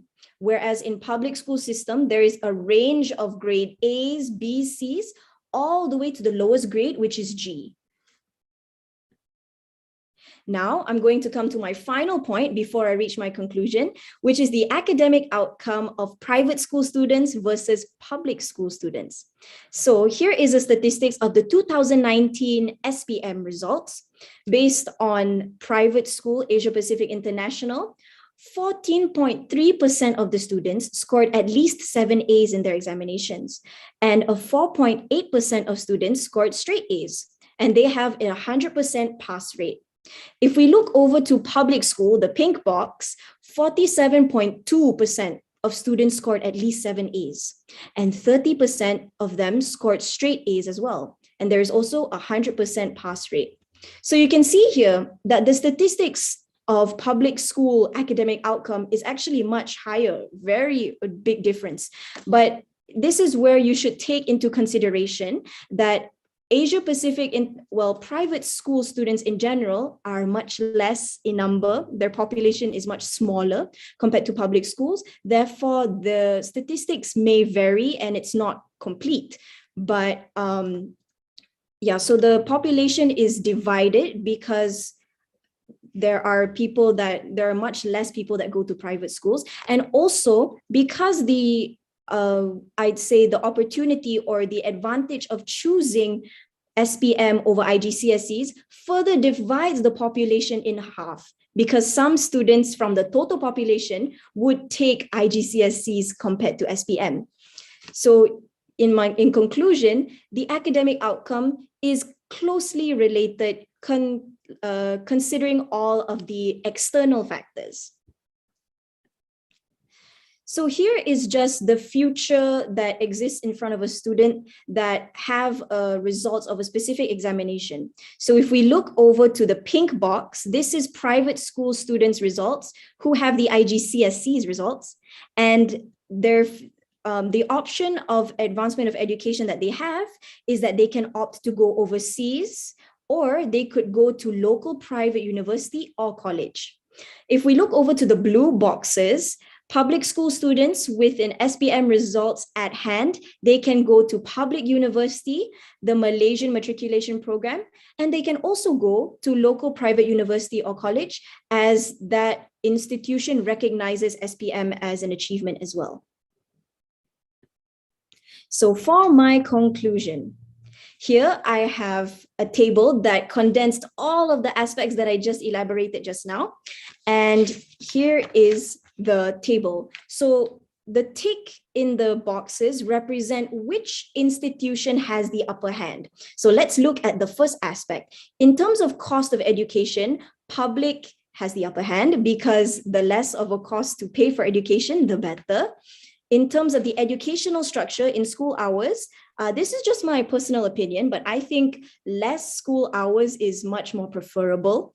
In terms of syllabus, I'm going to look at private schools which give the students options to choose whether local or international, therefore they have the advantage. In terms of teacher to student ratio, as I stated before, smaller student ratio is better. So private schools also have that point. In terms of quality of teachers, however, public school wins because government actually feeds good quality teachers to government schools first. In terms of facilities, because private schools have better quality facilities, they are going to have the point. In terms of co-curricular activities, again, same reason like the syllabus, because there is a wide range of options to choose from, therefore they get the winning point. But in terms of academic assessment, it is also the same. So private wins the point. And then for the academic outcome, I put both of them have the point. This is because of the external factors that I stated just now. And I think there is another factor that influences the academic outcome of a student. So that is all for my presentation. Thank you all so much for your kind attention.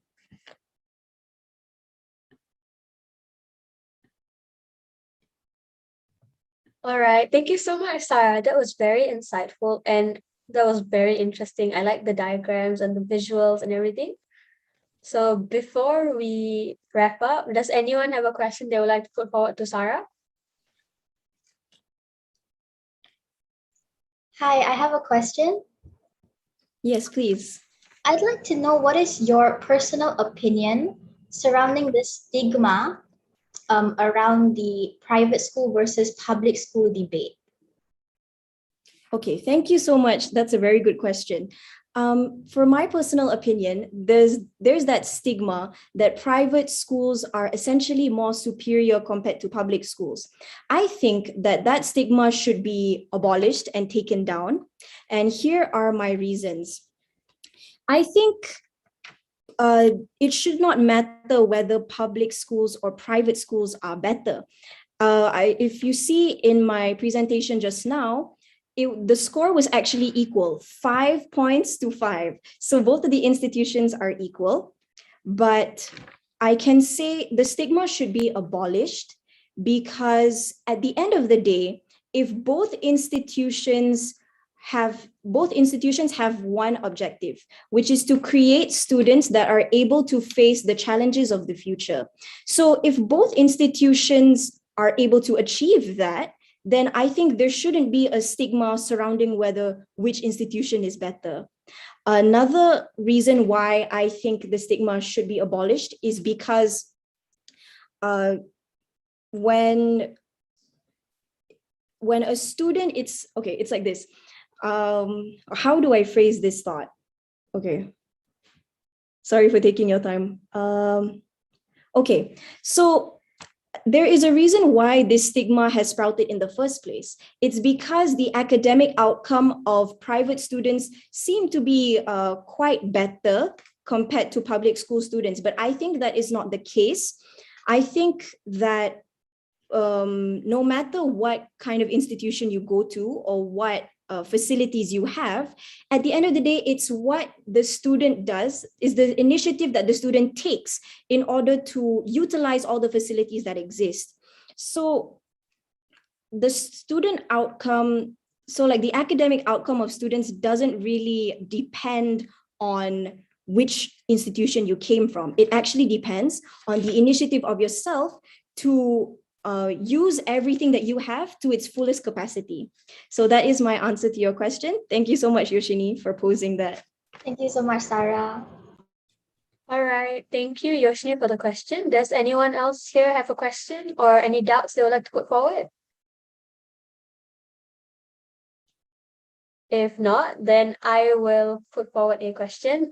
Sarah, do you think with the availability of private schools and how much parents are paying for their children to go into private schools, that they should have a higher academic achievement compared to public schools? Okay. All right. So, okay, I understand your question. All right, here is my response. So parents paying for the cost of private schools, which is very high, they expect their students to excel in education because that's why they paid the cost in the first place.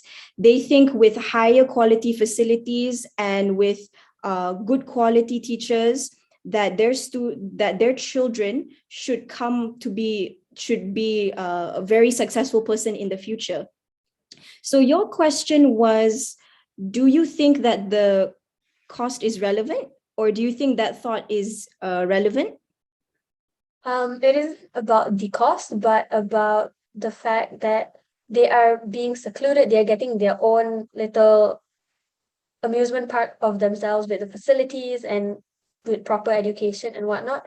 Shouldn't they be receiving a higher academic results achievement? Like it should be higher compared to public schools. Okay. Now I finally understand where you're coming from. Okay. So, all right. Okay. So parents expect their students to achieve higher grades because they've paid for all the costs. But then again, this goes to my point at my conclusion.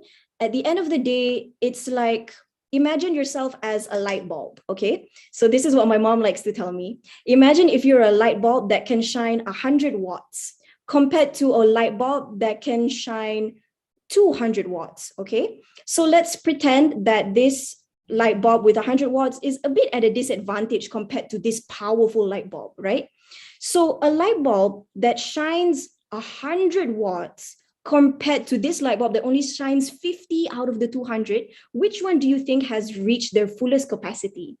So in this case, the 100 watts powered light bulb is the shiniest light bulb compared to this one. That's because the students' own initiative to use everything that they have with all the access of facilities is what makes them successful. So if you look at this 200 watts light bulb as a person who attends private school, and they only shine 50% of their potential, they're not going to shine brighter than this one who has limited resource, who goes to a public school and doesn't have all the fancy facilities. They still shine slower than this. And that's because this light bulb works harder to shine their brightest. So at the end of the day, I think that the cost of education should not be a factor for parents to expect that students, that their own children should excel higher. It should be that they should expect, it should be the own hard work of the students inside to use everything that they have to determine a great future.